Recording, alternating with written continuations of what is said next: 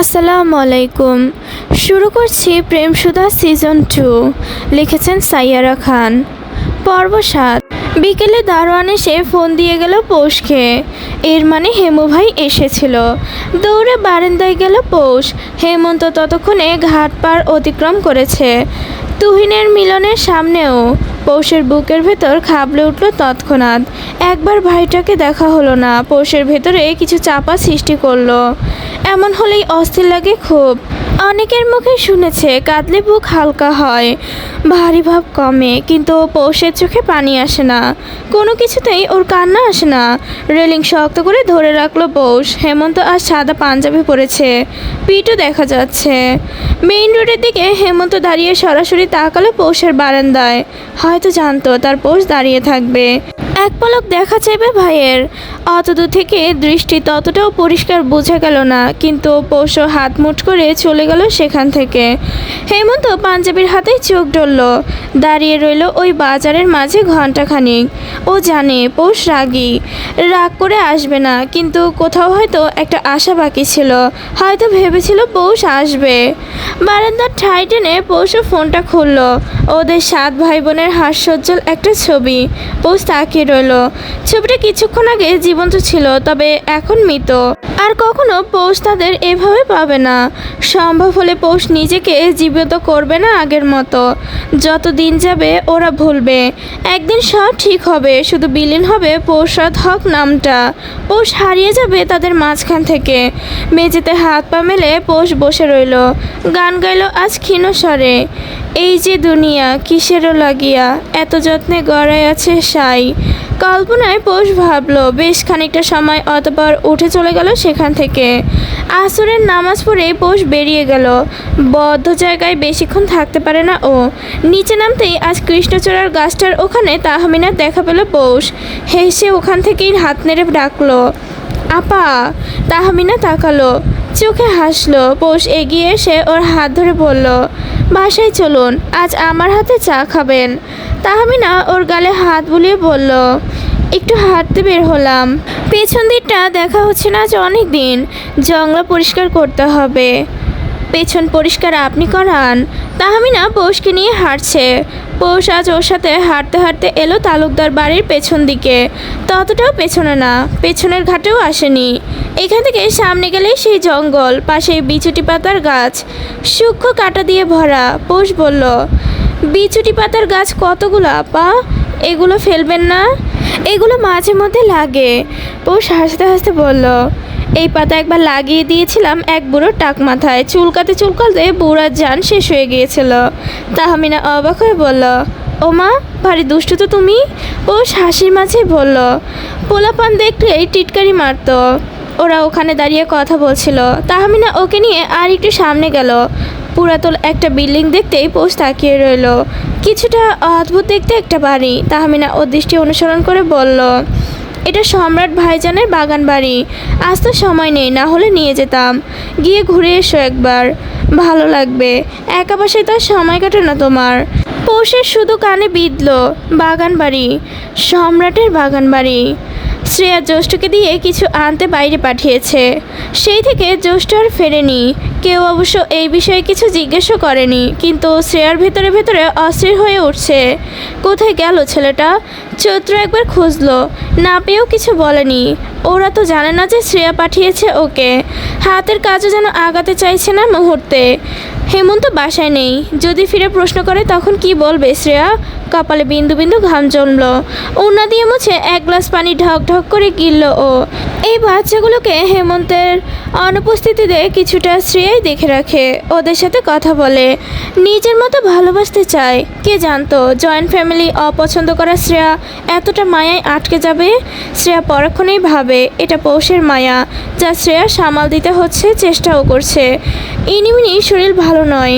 2 বোন একসাথে অসুস্থ, কারণ অবশ্য কাউকে জিজ্ঞাসা করা লাগেনি। ছোট চাচি মেয়েদের শোকে হাউমাউ করে কাঁদেন। গত রাতেও কাঁদতে কাঁদতে তার মুখে কিছুটা সত্য কথা বেরিয়েছে। পৌষের অভাবেই এই জ্বর এসেছে বলে ফেলেছেন বারংবার।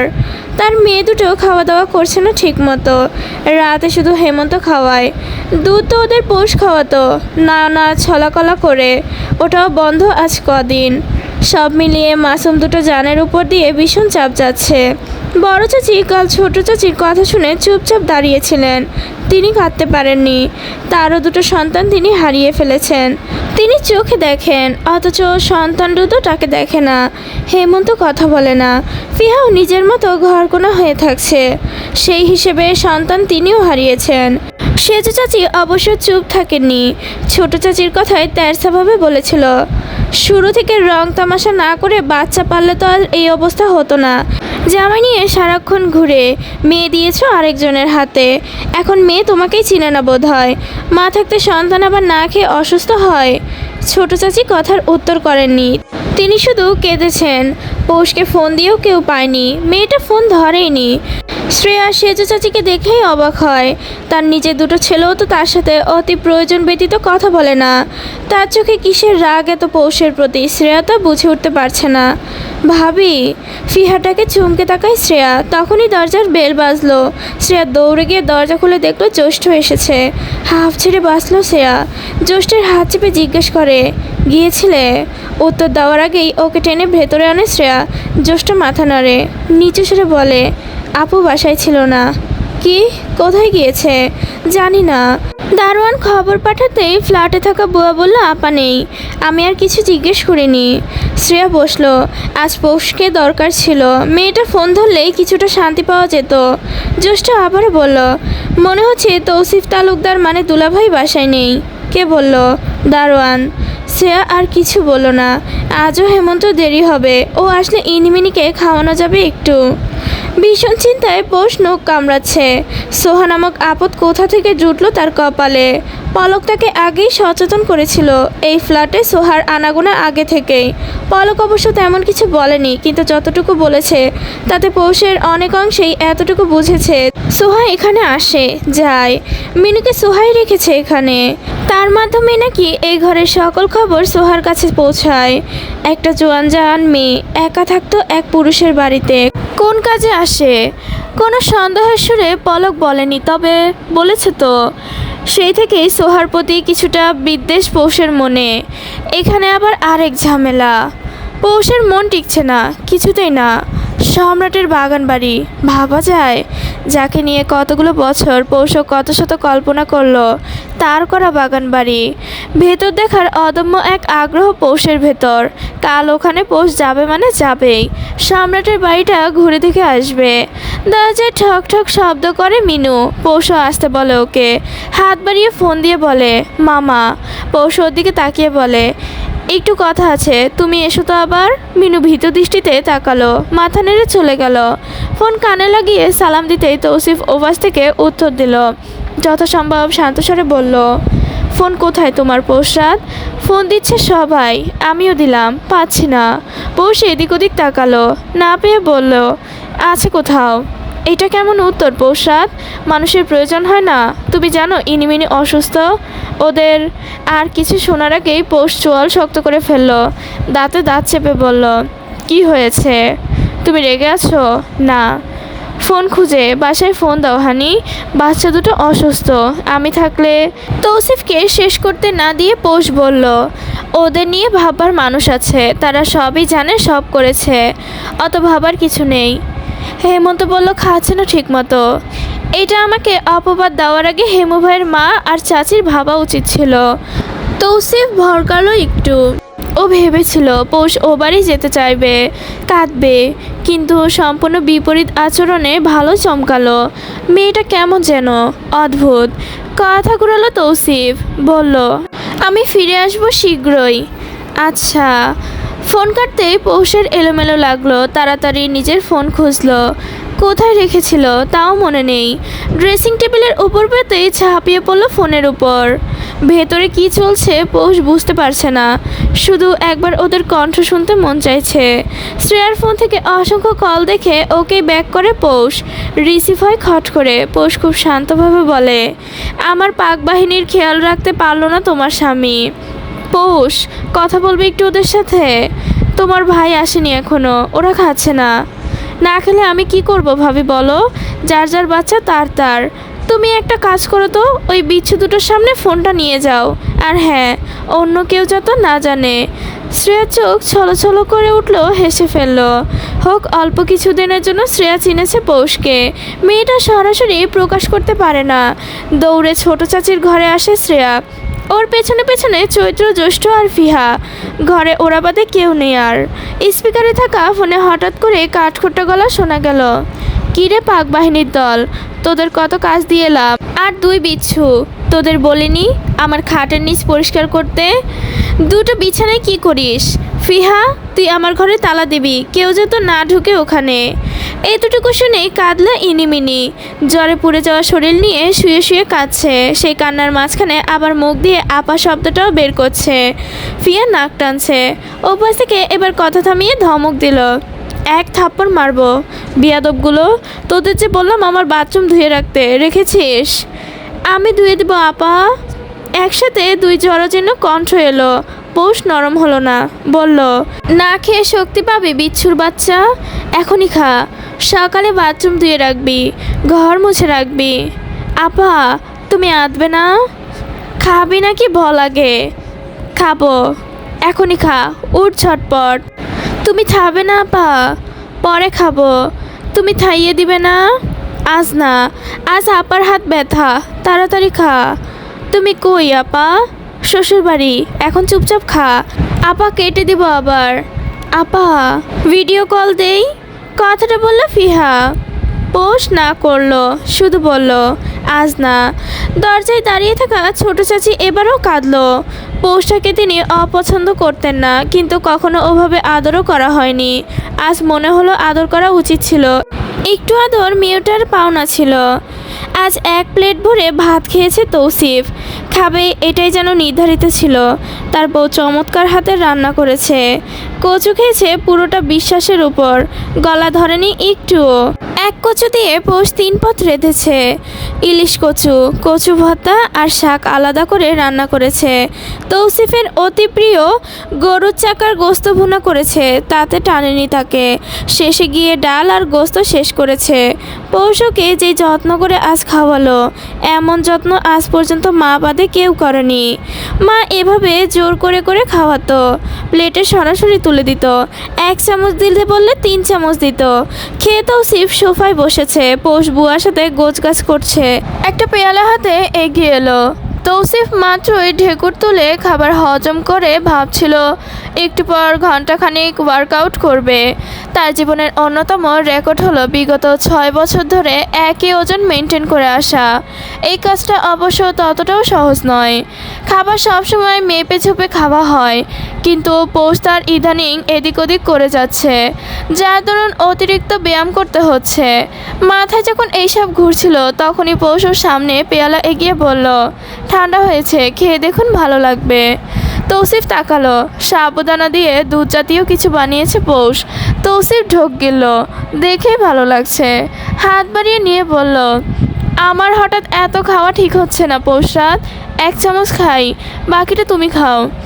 আশ্চর্য, আমি কেন খাবো? বানালাম আপনার জন্য।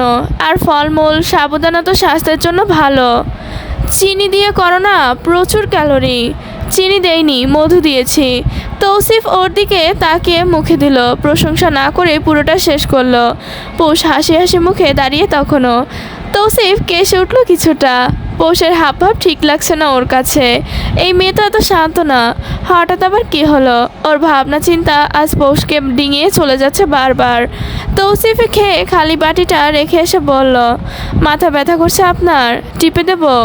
এত সুন্দর প্রস্তাব।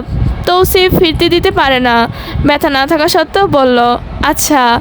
2 লাফে পেছনে গেল পৌষ। তৌসিফের চুলে হাত দিয়ে ভীষণ মজা পেল। নরম ও ঝরঝরা চুল, মেয়েদের চুলও বুঝি এমন হয় না। পরক্ষণেই পৌষ ভাবলো, যেই হারে ঘষা মাজা করে এই তৌসিফ মুখে, তার কিছুটা তো চুলেও করে, সুতরাং এই ঝরঝরে চুল তার তো হবেই। এইদিকে তৌসিফ আরামে চোখ বুজেছে। অনেক দিন না, বহু বছর পর মাথায় এভাবে হাত বুলাচ্ছে কেউ। আরামে যখনই তৌসিফ শরীর ছেড়ে দিল, তখনই কানে এলো পৌষের ডাক, এই মামাতো ভাই। বুকের একদম মধ্যিখানে এক তীর বিদ্ধ ধাক্কা খেল তৌসিফ। মাথাটা ধপ করে সকল শান্তি ভুলে গিয়ে অশান্তিতে পরিপূর্ণ হলো। এই শব্দ দুটো কে শিখালো তার বউকে? কে বলল? কিভাবে বলল? তৌসিফ কয়েকদিন ছিল না বাড়িতে, এর মধ্যেই কিনা এত সব জেনে গেছে পৌষ। এই জন্যই তখন ব্যঙ্গ করে তুষু ভাই ডাকছিল। তৌসিফ সন্দেহ করেছিল তখনই, এখন তার সন্দেহ নয়, বরং একদম ঝকঝকে পরিষ্কার হলো। চোখ দুটো ফট করে খুলে তৌসিফ তাকাতেই চোখাচোখি হলো পৌষের সাথে।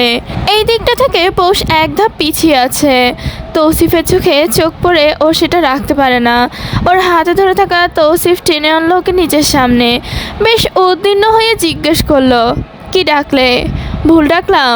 পৌষের হাসি মুখটা দেখে তৌসিফ চিন্তিত হলো। পুনরায় শুধালো বেশ ঠান্ডা স্বরে, তোমাকে এ কথা কেউ তো বলেছে পৌষরাত? সেই মানুষটাকে? যেই বলুক, আগে আপনি বলুন, আপনি আমার মামাতো ভাই কিভাবে হলেন? এইটা তো অসম্ভব। অসম্ভব কেন হবে? না মিলে আগা, না মিলে মাথা। মিলার কথা কেন বলছো? তোমাকে কে বলেছে এই কথা? আর তাই চাইতেও বড় কথা, তুমি ঠিক কতটুকু জানো? কি জানি? আমি তোমার মামাতো ভাই। আল্লাহ, এর মানে এই কথা সত্য? তৌসিফ যেন এইবার হতভম্ব হয়ে গেল। ওর মাথায় ঢুকলো না কি হচ্ছে। কিছুটা রেগে সামান্য ধমক দিল, প্রচুর কথা বলছো তুমি পৌষরাত, কোথায় শুনেছো এই কথা? পৌষ এবার শব্দ করে হাসলো, হাসতে হাসতেই বলল, আমি গতকাল আপনার আত্মীয়দের মধ্যে কথা শুনে ফেলেছিলাম।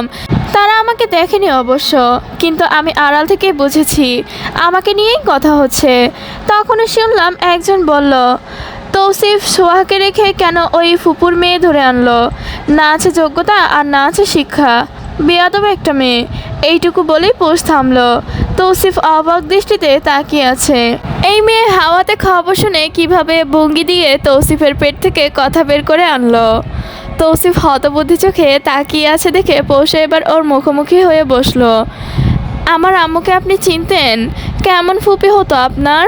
খুব দূর সম্পর্কের? আচ্ছা, শুধু বলবেন আপনার কাছে কোনো ছবি আছে আমার আম্মুর? না থাকলে অন্তত বলুন দেখতে কেমন ছিল। আচ্ছা, আমার আব্বুকে দেখেছেন? সে কেমন ছিল? কার চেহারার সাথে বেশি মিলে? তোমার কাছে তাদের ছবি নেই? পৌষু মাথা নাড়ে।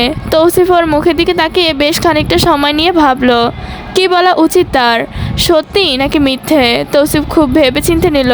পৌষের একটা হাত ধরে বলল, তুমি সত্যি কখনো দেখোনি? এইবারও মাথা নাড়ে পৌষ। তৌসিফ ক্ষুদ্র শ্বাস ফেলে বলল, তুমি নিজেকে আয়নায় যেভাবে দেখো তোমার আম্মু ঠিক তেমনই ছিল পৌষ। একই নাক, একই ঠোঁট, একই চোখ, শুধু থুতনিটা তোমার আব্বুর মতো, গায়ের রংটা তোমার আব্বুর মতো। এইবার দেখেছো তাদের? দেখেছি। তৌসিফ খুব করে চাইলো পৌষ ওর বুকে এসে একটু কাঁদুক, কিন্তু কোনো ভাবান্তর দেখা গেল না পৌষের মাঝে। মেয়েটার কি একটুও কান্না পাচ্ছে না? তৌসিফ নিজেই বলল, বসন্ত ফুপি আমার দাদির তৃতীয় স্ত্রীর সন্তান ছিল, মানে আমাদের সৎ ফুফি ছিলেন। তোমার বাবা প্রলয় হক আমার ফুফা ছিলেন। সেই সুবাদে তুমি আমাদের খুব কাছের কেউ। ফুপির নামের জায়গার জমি যা ছিল সব তোমার নামে আজও আছে পৌষরাত। হেমন্ত আজকাল তোমার বাবার ভাগ আলাদা করে নিতে চাইছে, মনে হয় শীঘ্রই তোমার কাছে দিয়ে দেবে। তুমি ওকে না করে দিও। তোমার নামে যা আছে তা তোমার জন্য খুবই যথেষ্ট, সব বাদ দাও। আমি তৌসিফ একাই যথেষ্ট। হেমন্ত কোনোভাবেই কুলাতে পারছে না। তুমি কালোকে নিজে বলবে যাতে এসব ঝামেলা না করে। বলবে তোমার কিছু চাই না, 100 বার চাই আমার। যা আমার তা অবশ্যই আমার চাই। তৌসিফ চোখে হাসলো। পোস্টটা দেখলো, বলল, যা আমি এত বছর পাইনি, যা আমার ছিল অথচ আমি পাইনি, তার এক কোণা আমি ছাড়বো না। এখন তো আমি আছি পৌষরাত, সবটা আছে তোমার, থাকুক, তবুও চাই আমার। হেমন্ত কোর্টে দৌড়াচ্ছে পৌষরাত, কাজ সামলে এইসব করা খুব ঝামেলা, তুমি বুঝবে না। দৌড়াক, সাথে তার মা চাচি নিয়ে দৌড়াক। আমিও দৌড়েছি জীবনে, খুব দৌড়েছি।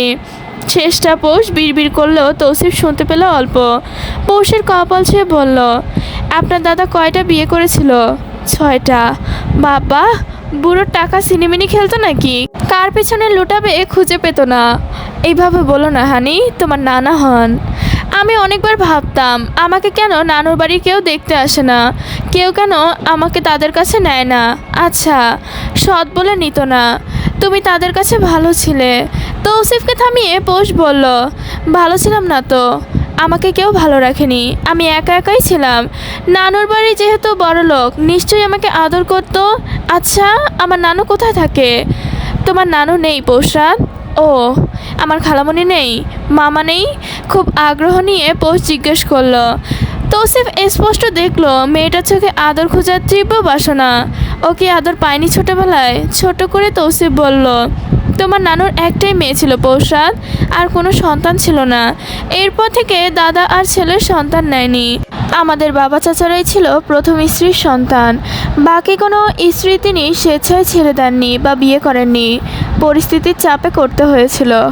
বাহ, কি উদারতা তার! আমার চোখে পানি চলে এলো। দেখুন তো ভিজেছে কিনা। তৌসিফ এত গুরুত্বপূর্ণ কথা বলেছে, অথচ মেয়েটার মাঝে সামান্য মায়াদয় হচ্ছে না। নিষ্ঠুর বউ তৌসিফের। তৌসিফ হালকা স্বরে বলল, দাদা তো চেয়ারম্যান ছিল পৌষরাত। আমার দাদি আর 4 নম্বর দাদি বাদে কেউ তেমন যোগ্য ছিল না তালুকদার বাড়ির বউ হওয়ার। তবে তোমার নানু বাবা যথাসম্ভব এলাকায় মাস্টার ছিলেন। তিনি মারা যেতেই তোমার নানু একা হয়ে যান, তাই দাদা বিয়ে করেন। উফ, বহুত কাহিনী। এক মামাতো ভাই বাদে কিছুই পেলাম না। লাভ হলো কি আমার? আমাকে পেয়েও লাভ খুঁজছো তুমি? আমাকে পেয়ে খুশি হওনি? খুশি হওয়ার মতো করে আপনাকে পাইনি, নিজে লাঞ্ছিত হয়ে তারপর আপনাকে পেতে হয়েছে। এই পাওয়াতে সুখ নেই। তৌসিফের তো সত্যটা ভালো লাগলো না। পৌষের থেকে নিজেকে ছাড়িয়ে বলল, এবার চলুন তাহলে। কোথায়? দেখতে।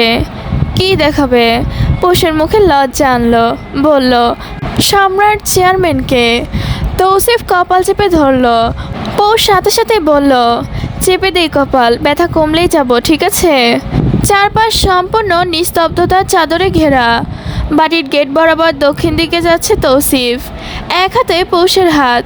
পৌষ বেশ উৎফুল্ল। যাকে এত বছর কাগজে দেখে এলো তাকে আজ দেখবে সরাসরি। তৌসিফ যে রাজি হয়েছে তাই ঢের। তায়েফা আসার আগে জিজ্ঞাসা করেছিল কোথায় যাচ্ছে। তৌসিফ ছোট করে বলেছে চাচির বাসায়। আপাকে আর কিছু বলেনি। দারোয়ান দুজন তৌসিফকে সালাম দিল।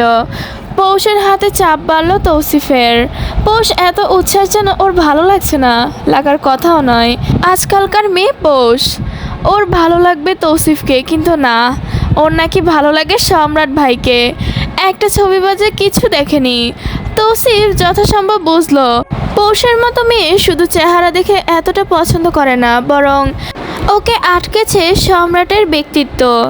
সম্রাট নামটা মানেই এই এলাকা জুড়ে শীতল আগুন, বজ্র নিঃশ্বাস, পাথর প্রাণ, খুব অবিচল, মায়াময়ের সাথে অভেদ্য। তার দৃঢ় আর সংযত চরিত্র আজও আটকে দেয় কত মানুষকে। তার এত বছরের ব্যক্তিত্ব আজও টিকে আছে শক্ত এক নিশানার মতো। কেউ ভুলেনি, ভুলে না। এক স্বপ্নপুরুষ কিনা সে। তৌসিফ কেন, যে কেউ স্বীকার করবে, কোনো নায়ক থেকে কম না সম্রাট ভাই। বরং বাংলা চলচ্চিত্রে খুব বিখ্যাত এক ব্যক্তির অনেকটা অংশ তার মুখবয়বে ফুটে ওঠে। যেমন বাচনভঙ্গি, ঠিক তেমনই রসিক এক পুরুষ। পৌষ হাঁটতে গিয়ে হোঁচট খেতে নিতেই তৌসিফ তার হাতটা ধরে নিজের দিকে টেনে চাপা ধমক দিল, আস্তে, এত তুরতুর করছো কেন? ওসব আপনি বুঝবেন না। তৌসিফ আড়ালে চোয়াল শক্ত করে, ও নাকি বুঝবে না। সম্রাটের বাড়িতে প্রবেশ করে দারোয়ান হিরুর বাসা। তৌসিফকে দেখা মাত্রই সালাম দিল। তৌসিফ বলল, চাচি আসে না আজকাল, দেখি না যে।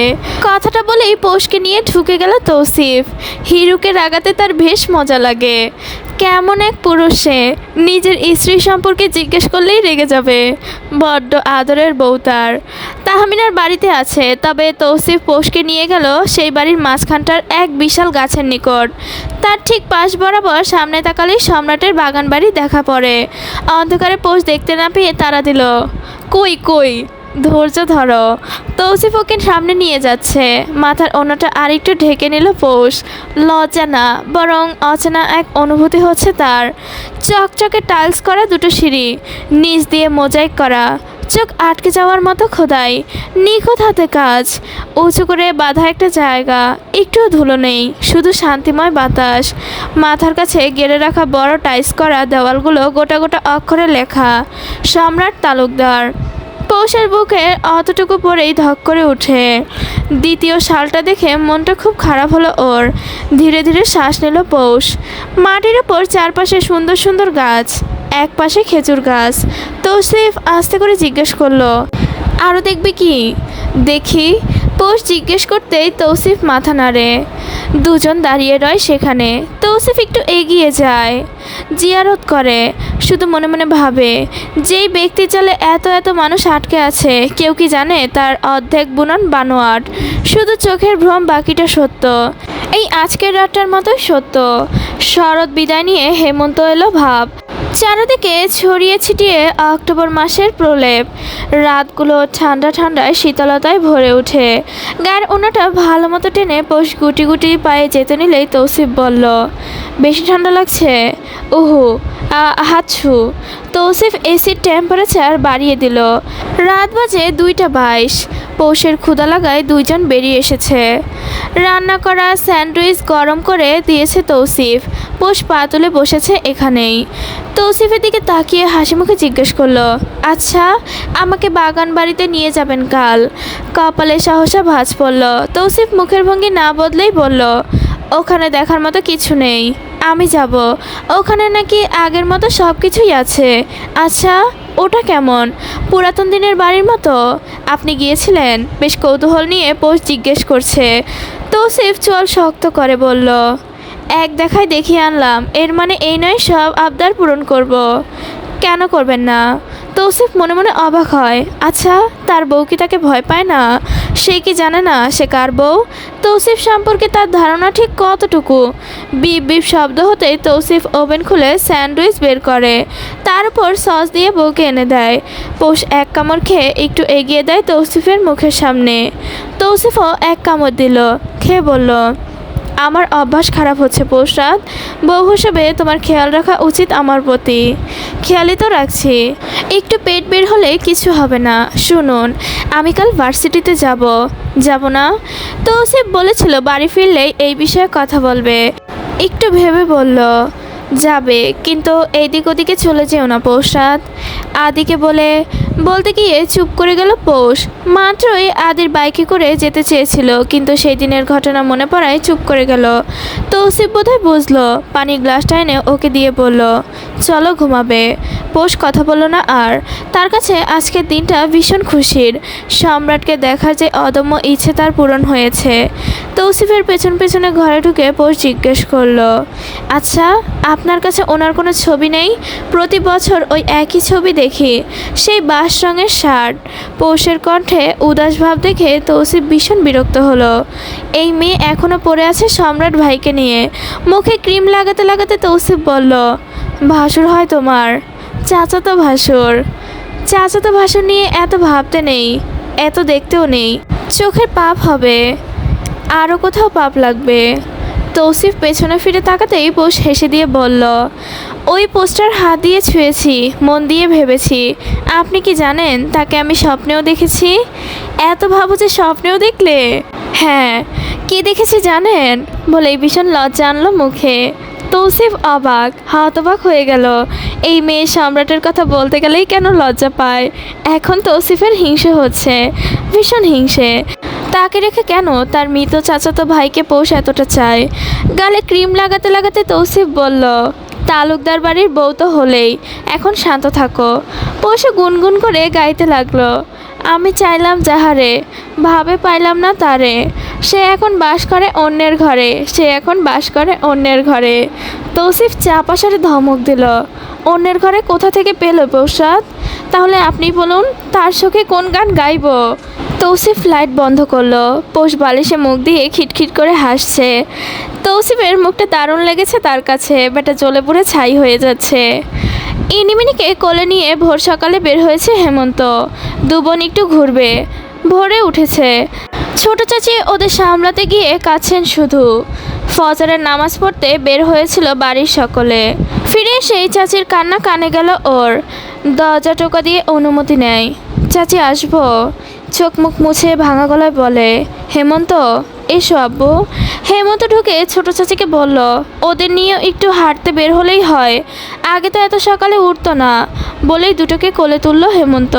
ভাইয়ের গলা জড়িয়ে কাঁধে মাথা দিয়ে রাখে। হেমন্ত একটু দেখে হাতড়ে, সামান্য গরম শরীর। এই যে পৌষের সারা জীবনের কষ্ট ছিল, তাকে নাকি কেউ ভালোবাসে না, কেউ আপন ভাবে না। সেই পৌষ কি জানে না তার চোখে চোখে দুটো জোনাকির আলো নিভু নিভু। ফিহা তখন ঘুম। হেমন্ত চৈত্র আর জ্যৈষ্ঠকে ঘুমাতে দিল না আর। ওই দুটোকে রোজ তুলে নামাজে নিতে হয়। পৌষ ওদের তুলে নানান কৌশলে। কত সময় শীতের সকালে পানি দিয়ে মুখে কাঁথা ধরে ঝাঁকি দিয়ে দু ভাই আর যাই করুক, তার আপাকে টু শব্দ বলার কোনো সাহস পেত না। একা একাই হাসলো হেমন্ত। চৈত্র টুপি রেখে ঢুকতে ঢুকতে বলল, কই যাব হেমু ভাই? ঘুরতে, উত্তর দিল ইনিমিনি। জ্যৈষ্ঠ এসেছে বেশ ফ্রেশ মাইন্ডে। পাঁচজন বের হতেই বড় চাচা ওদের জিজ্ঞেস করেন, এত সকালে কোথায় যাচ্ছ? হেমন্ত বরাবরই এড়িয়ে গেল। জ্যৈষ্ঠ আস্তে করে উত্তরে বলল, ভাই একটু হাঁটতে নিয়ে যাবে। বড় চাচা গেট বন্ধ করে এলেন। ছেলে মেয়েদের যাওয়ার পানে তাকিয়ে রইলেন। নিজের বড় ছেলের চোখে সে এতটাই পর হয়ে গিয়েছেন যে ছেলে তাকে দেখেও দেখে না। তার ভেতর পড়লেও এই বাড়ির বাটোয়ারা হতে দেবেন না তিনি। হেমন্তের এই পাগলামি কেন থামছে না তাই বুঝতে পারছেন না। রাগ নিজের স্ত্রীর উপরও কম না তার। কি হতো পৌষটাকে সুন্দর মতো পারলে? এমন তো না তার ভাতিজিকে তিনি দেখতে পারেন না। সংসারে অশান্তি হবে ভেবে তিন ভাই দেখেও দেখতো না যেন। ছোটটা অবশ্য পৌষকে যতটুকু সম্ভব আদর করত, তবে সেই আদরটাও সেজভাবেই নষ্ট করে দিয়েছিল বহু আগে। ছোট্ট পৌষ অপবাদ নিয়ে বেঁচেছিল। সেদিন ভাইয়ের বউকে ধমক দিয়ে তিনি থামতে বলতে পারেননি, শুধু গম্ভীর হয়েছিলেন। এরপর থেকে তার ছোট ভাই ভাতিজি থেকে যথাসম্ভব দূরে থাকতো। চাচা ভাতিজির সম্পর্কটাকেও ছাড় দেয়নি কেউ। অথচ ফিয়াকে এখনও সেজো চাচা মেজো চাচা দুইজনেই আদর করেন। সেজো চাচি এটা নিয়ে শব্দও করেন না। সকল নিয়ম নীতিমালা প্রযোজ্য ছিল শুধুমাত্র পৌষের জন্য। মসজিদের সামনে গিয়ে হাঁটতে হাঁটতে হেমন্ত ওদের নিয়ে পেছনের দিকের বাজার দিয়ে বের হলো। জ্যৈষ্ঠ হাঁটতে হাঁটতে বলল, হেমু ভাই, যদি আব্বা আমাদের দেখে? কই আপা? চলো চলো আপার কাছে যাই হেমু ভাই। দুজন জোর করলেই হেমন্ত চোখ গরম করে তাকালো জ্যৈষ্ঠর দিকে। জ্যৈষ্ঠ মাথা চুলকে বলল, আমি তো প্রেডিকশন করলাম শুধু। রাখ তোর প্রেডিকশন, দারোয়ানকে বলি আপাকে ডেকে দিতে।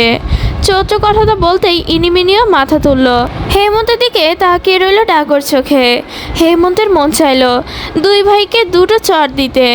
ইনিমিনি হেমন্তের গালে আদো আদর জুড়ে বলল, আপাকে ডাকো না হেমু ভাই। বেকায়দায় পড়ল হেমন্ত। কোথা থেকে ডাকবে এখন পৌষকে? ওদের ঘাট পার পর্যন্ত এনে ঘুরিয়ে নিল হেমন্ত। তুহিনের সাদা হাঁসগুলো কাজের লোকেরা ছেড়ে দিয়েছে। একসাথে এত রাজহাঁস দেখে দুবন উচ্ছ্বাসিত হয়, ভাইয়ের গলা জড়িয়ে থাকে। ওরা যখন পিছনে ফিরে চলে যাচ্ছিল তখনই বারান্দা থেকে দেখলো পৌষ। ওখান থেকে জোরে ডাকতে লাগলো, চৈত্র, জ্যৈষ্ঠ, হেমু ভাই, দাঁড়াও একটু। কেউ শুনল না। পৌষ দৌড়ে বেরিয়ে যেতে নেওয়ার আগেই তৌসিফ এসেছে তাড়াতাড়ি। পৌষের চিৎকার শুনেই এসেছে মূলত। হাত ধরতেই পৌষ বলে উঠল, ওরা এসেছিল, ওখানে ছিল রাস্তায়। আমি মাত্র দেখলাম, ডাকলাম, শুনলো না। বলে যেতে নিবে কিন্তু হাতটা আটকে রাখলো তৌসিফের কাছে। পৌষও তাকিয়ে রইল ওর দিকে। আস্তে করে বলল, দেখতাম একটু। আমি জগিংয়ে যাচ্ছি, তুমি রেডি হও, ভার্সিটিতে পৌঁছে দেবো আমি। কথাটা বলেই তৌসিফ বুঝলো এখন বের হওয়া যাবে না। পৌষের মুখভঙ্গি বদলালো না। তীব্র আকাঙ্ক্ষা লুকিয়েছিল সারা মুখে। একটু দেখা করার লোভ তাকে আঁকড়ে ধরেছিল। কফি হাতে রুমে ঢুকেছে হেমন্ত। শ্রেয়ার মাথার কাছে বসে হাত বোলাতেই মেয়েটা চোখ খুলল। হেমন্ত ওর কপালে ঝুঁকে চুমু দিয়ে আদুরে গলায় বলল, গুড মর্নিং শ্রেয়ু, গুড মর্নিং। ভাঙাচোরা নারীর কণ্ঠে হেমন্তের বুকটা কেঁপে উঠল। ঘুমো ঘুমো কণ্ঠটা সত্যি যেন ভীষণ ভিন্ন শোনালো। হেমন্ত ওকে ধরে উঠালো, চুলগুলো গুছিয়ে দিতে দিতে বলল, কফি এনেছি, মুখে পানি দিয়ে এসো। মুচকি হাসে শ্রেয়া, চুলটা খোপা করে উঠে যায়। হেমন্ত বিছানা গুছিয়ে নিল ততক্ষণে। শ্রেয়াকে নিয়ে বসালো বারান্দায়। কফি হাতে তুলে দিয়ে ঠান্ডায় দুজন বেশ জমজমাটভাবে লেগে বসে রইল। হেমন্ত নরম স্বরে জিজ্ঞেস করলো, তোমার শরীর খারাপ লাগছে এখনো? এখন ভালো লাগছে। ডাক্তার দেখাতে চলি আজকে? আরে সামান্য মাথা ব্যথা নিয়ে কি কেউ ডাক্তার দেখাবো? বাসায় কোনো কাজে হাত দেবে না শ্রেয়ু? কেউ কিছু বলবে না তোমাকে? কেউ কিছু বলে না হেমন্ত, আপনি খামোখা ভাবছেন। হেমন্তের কাঁধে মাথা রেখেই বলল ও, বাসার কথা মনে পড়ছে শ্রেয়ু? যাবে? নিয়ে যাবেন? অবশ্যই। আজ কোর্টে যাব, দুপুরে ফিরে এসে নিয়ে যাব। এই ঝামেলা আপনি আর কতদিন? হুশ, ঝামেলা বলো না কোনো দিন। আমার ছোট বাচ্চার হক এটা শ্রেয়। প্রয়োজনে আমি বাড়ি ছাড়বো তোমাকে নিয়ে, তবু আমার পৌষের হক ছাড়বো না। কালো রঙের গাড়িটা পৌষকে নিয়ে এলো ভার্সিটির প্রাঙ্গণে। পৌষ ভীষণ উসকুস করছে, নামছে না। তৌসিফ চোখে থাকা সানগ্লাসটার আড়ালে তাকালো পৌষের দিকে। ওর ভাবভঙ্গি বোঝার চেষ্টা করে তৌসিফ। ফোনটা পকেটে রেখে জিজ্ঞেস করলো, কোনো সমস্যা হচ্ছে পৌষাদ? পৌষ আর চোখে তাকিয়ে উত্তর দিল, সমস্যা মানে বিরাট সমস্যা। আমি এখানে নামবো না, আমাকে গেটের দিকে নামিয়ে দিন। তোমার ক্লাসের বিল্ডিং তো এটাই। কিন্তু এখানে আমি নামবো না। তৌসিফের কপালে ভাঁজ পড়ল। নামবে না কেন? পৌষ মুখ বাঁকিয়ে বলল, আমি হেঁটে ঢুকলে কমফোর্ট পাই, এইভাবে হঠাৎ করে আরেকজনের উপর পোদ্দারি করা আমার একদম পছন্দ না। কি? পৌষ দাঁত বের করে হাসলো, দু আঙুল দিয়ে হাত চুলকে বলল, নামিয়ে দিন গেটের দিকে। এখানেই নামবে, তোমার হাজব্যান্ড হই আমি, পর কেউ না। ছাতার মাথা। পৌষ দরজা ঠেলল, পারল না। তৌসিফ এগিয়ে এসে ধাক্কা দিয়ে খুলে দিল। বাদরামো করো না, আমি নিতে আসবো। আমাকে বান্দর বললেন? না, বলেছি বাদরামি না করতে। শুনুন, শয়তান যেমন শয়তানি করে, তেমনই বান্দর করে বাদরামি, ঠিক যেমন কুত্তা করে কুত্তামি। বউয়ের যুক্তি তৌসিফকে হট খাওয়ালো। ও কিছু বলার আগে পৌষ বেরিয়ে গেল সোজা হেঁটে। হাঁটলো না, দৌড়ালো। তৌসিফ বুঝলো না, সামান্য গাড়ি থেকে নেমেছে বলে এত অকওয়ার্ড কেন লাগবে ওর। আশ্চর্য। গাড়ি ঘুরিয়ে সোজা অফিসের উদ্দেশ্যে রওনা দিল তৌসিফ। তখনই তার ফোনে কল এলো। তাকিয়ে দেখলো বিদেশি নম্বর। এই স্পিকারে রেখে রিসিভ করতেই গম্ভীর কণ্ঠে হ্যালো বলা মাত্রই ওপাশ থেকে ভাঙা গলায় ফিস শুনতে পেল তৌসিফ। মুহূর্তেই কপাল কুঁচকে গেল ওর। তৌসিফ গাড়ি থামালো তাড়াতাড়ি। শান্ত মস্তিষ্কে বেশ ঠান্ডা কণ্ঠে ডাকলো, তুহিন। ও পাশে নীরবতা। অনেকক্ষণ নীরবতা চলল। তৌসিফ শুনল ছোট ভাইয়ের প্রতিটি নিঃশ্বাস। তুহিন বেশ খানিক সময় পর ডাকলো, মেজো ভাই। হ্যাঁ, আমি শুনছি। তুই কোথায়? এটা কার নাম্বার? মেজো ভাই, আমি আসলে পালিয়ে এসেছি বলেই ফুপিয়ে উঠল তুহিন। তৌসিফ থমকে গেল। ভাঙা গলায় ভাইকে শুনে বুঝেছে খারাপ কিছু হয়েছে। চল শক্ত করে আসলো নিজেকে শান্ত রেখে তৌসিফ বলল, ভাইকে বল তুহিন, কোথায় তুই? কি হয়েছে? মেজো ভাই, আমার ওখানে ভালো লাগে না। আমার ওখানে ভীষণ ঠান্ডা লাগে। ওরা আমাকে কম্বল দিয়ে পেঁচিয়ে রাখে, আবার আমার ভীষণ গরম লাগে। আমি লেকের বরফ পানিতে গিয়ে ডুব দিয়ে থাকি। আমার পায়ের তালু জলে মেজো ভাই। আমি ঘুমাতে পারি না। আমি আজকে 4 দিন ঘুমাতে পারি না। ওখানে আমাকে কোনো চিকিৎসা দিচ্ছে না, একটাও ঘুমের ওষুধ দেয়নি। আমার চোখে মুখ কেমন জানি ঝাপসা লাগে। আমি ওখানে থাকলে মরে যেতাম মেজো ভাই, তাই তো পালিয়ে এসেছি। একজন ভদ্রলোক আমাকে 1 গ্লাস বিয়ার দিয়েছে, ওটাকে একটু ভালো লাগছে, কিন্তু আমার কাছে টাকা নেই। সে টাকা চাইছে, টাকা দেয়নি দেখে। তুহিন থেমে গেল। তৌসিফ থম ধরা গলায় জিজ্ঞেস করলো, মেরেছে? ধাক্কা দিয়ে ফেলে লাথি দিয়েছে? খুব ব্যথা পেলি? খুব। তৌসিফ চুপ রইল। পরক্ষণে জিজ্ঞেস করলো, অ্যামাউন্ট বলতে বল, আমি পাঠিয়ে দিচ্ছি। মেজো ভাই, শুনছি। চলে আসি, আর নেশা ছুঁয়েও দেখব না, প্রমিস করছি। তৌসিফ চোখ বন্ধ করলো। চোখের সামনে ভেসে উঠল তার ছোটবেলা। অবাধ্য ছেলেপুলে তার মায়ের আঁচল নিয়ে কাড়াকাড়ি করছে। মা তাদের খুব আদর করে বড় করেছেন, বারবার বলেছে তারা যেন কখনোই আলাদা না হয়, একসাথে থাকে। মায়ের কথাটা রাখা আর হলো না, একত্রে থাকা হলো না। তৌসিফ নীরবতা ছেড়ে বলল, আমি ওখানে ফোন দিচ্ছি, নিতে আসবে, রিহাবে চলে যাবে। আচ্ছা। তুহিন এক শব্দে মেনে নিল। তৌসিফ সাহায্যকারী ব্যক্তিকে ধন্যবাদ জানিয়ে অতিরিক্ত কিছু টাকা পাঠিয়ে দিল। রিহাব থেকে যেই পর্যন্ত না গাড়ি এসে তুহিনকে নিল, তৎক্ষণ তৌসিফ গাড়িতেই বসে রইল। যখন পুরোপুরি জানলো তুহিনকে নিয়ে গিয়েছে, তখন মাথাটা স্টিয়ারিংয়ে রেখে শক্ত করে চোখ চেপে ধরল। রাগে হাতে শিরা উপশিরা স্পষ্ট হয়ে উঠল তার। ফর্সা চামড়ায় বেশ ফুলে ফেঁপে উঠেছে। তৌসিফ মাথা তুলে বাড়ি দিল স্টিয়ারিংয়ে। 1 বার 2 বার, পরপর কয়েকবার। আশেপাশে কেউ নেই। খালি মাঠের এক প্রান্তে তৌসিফ আচমকায় চিৎকার করে বলল, কেন এসেছিলে আমার জীবনে? ধ্বংস করে দিলে আমার সব নষ্ট করে দিলে। আমার দোষটা কী ছিল? আমি কেন শাস্তি পেলাম? আমার মানুষ কেন হারালো? তুমি এত নিষ্ঠুরতা কিভাবে দেখালে আমাকে? বুকটা ওঠানামা করছে অতি দ্রুত। চোখের পাতায় ভেসে উঠে কত কিছু, কত স্বপ্ন, কত জল্পনা কল্পনা, কত ওয়াদা, হারিয়ে যাওয়া, ফিরে আসা, এক লহমায় ধ্বংস করে দেওয়া, সেই সাথে সম্পর্ক নষ্ট হওয়া। তৌসিফ কপাল চেপে ধরে, মাথা ব্যথা করছে তার। মুখে বিরক্ত করে উচ্চারণ করে তৌসিফ, উফ উফ উফ। এখন তোমাকে প্রয়োজন ছিল পৌষাদ। ভীষণ মাথা ধরেছে। তোমার হাতের জাদুতে অন্তত সাময়িক কষ্টটা না হয় কমিয়ে দিত। প্রায় 2 ঘন্টা ওখানে থেকে গাড়ি ঘুরিয়ে নিল তৌসিফ। সোজা অফিসে গিয়ে ইমুকে দিয়ে কফি আনালে তা পান করলো। তখনই ইমু বলল, স্যার একজন এসেছিল, আপনাকে নাকি খুব প্রয়োজনীয় ছিল। কে? নাম সোহা বলল। তৌসিফের মুখভঙ্গি বদলালো না, একইভাবে হাতের কাগজে সাক্ষ্য দিতে দিতে বলল, এগুলো ক্রস চেক কে করেছে? সব তো টিম থেকেই করা। ক্রস চেকটা আমি করেছি। কোনো সমস্যা স্যার? বেশ ভীতু কণ্ঠে জিজ্ঞেস করে ইমু। তৌসিফ এক পলক ওর দিকে তাকিয়ে উত্তর দিল, না, বেশ গোছানো ছিল। ধন্যবাদ স্যার। ইমুর ফোন আসে তখনই। রিসেপশন থেকে কল দিয়ে জানালো কেউ দেখা করতে এসেছে। ইমু তৌসিফের অনুমতি চাইলে, স্যার ওই ম্যাম আবার এসেছেন, আপনি অনুমতি দিলে 10 মিনিট পর আসতে বলো। তৌসিফ দাড়ি চুলকালো। পৌষ প্রথম দেখায় বেশ বেয়াদবি করেছে সোহার সাথে। কেউকে কতটুকু বলেছে তৌসিফ বুঝতে পারছে না, তবে খুব ভালো কিছু নিশ্চয়ই কেউ বলেনি। কারো সাহস হয় না তৌসিফের সামনে কিছু বলার, কিন্তু আড়ালে গেলেই নাম বদনাম।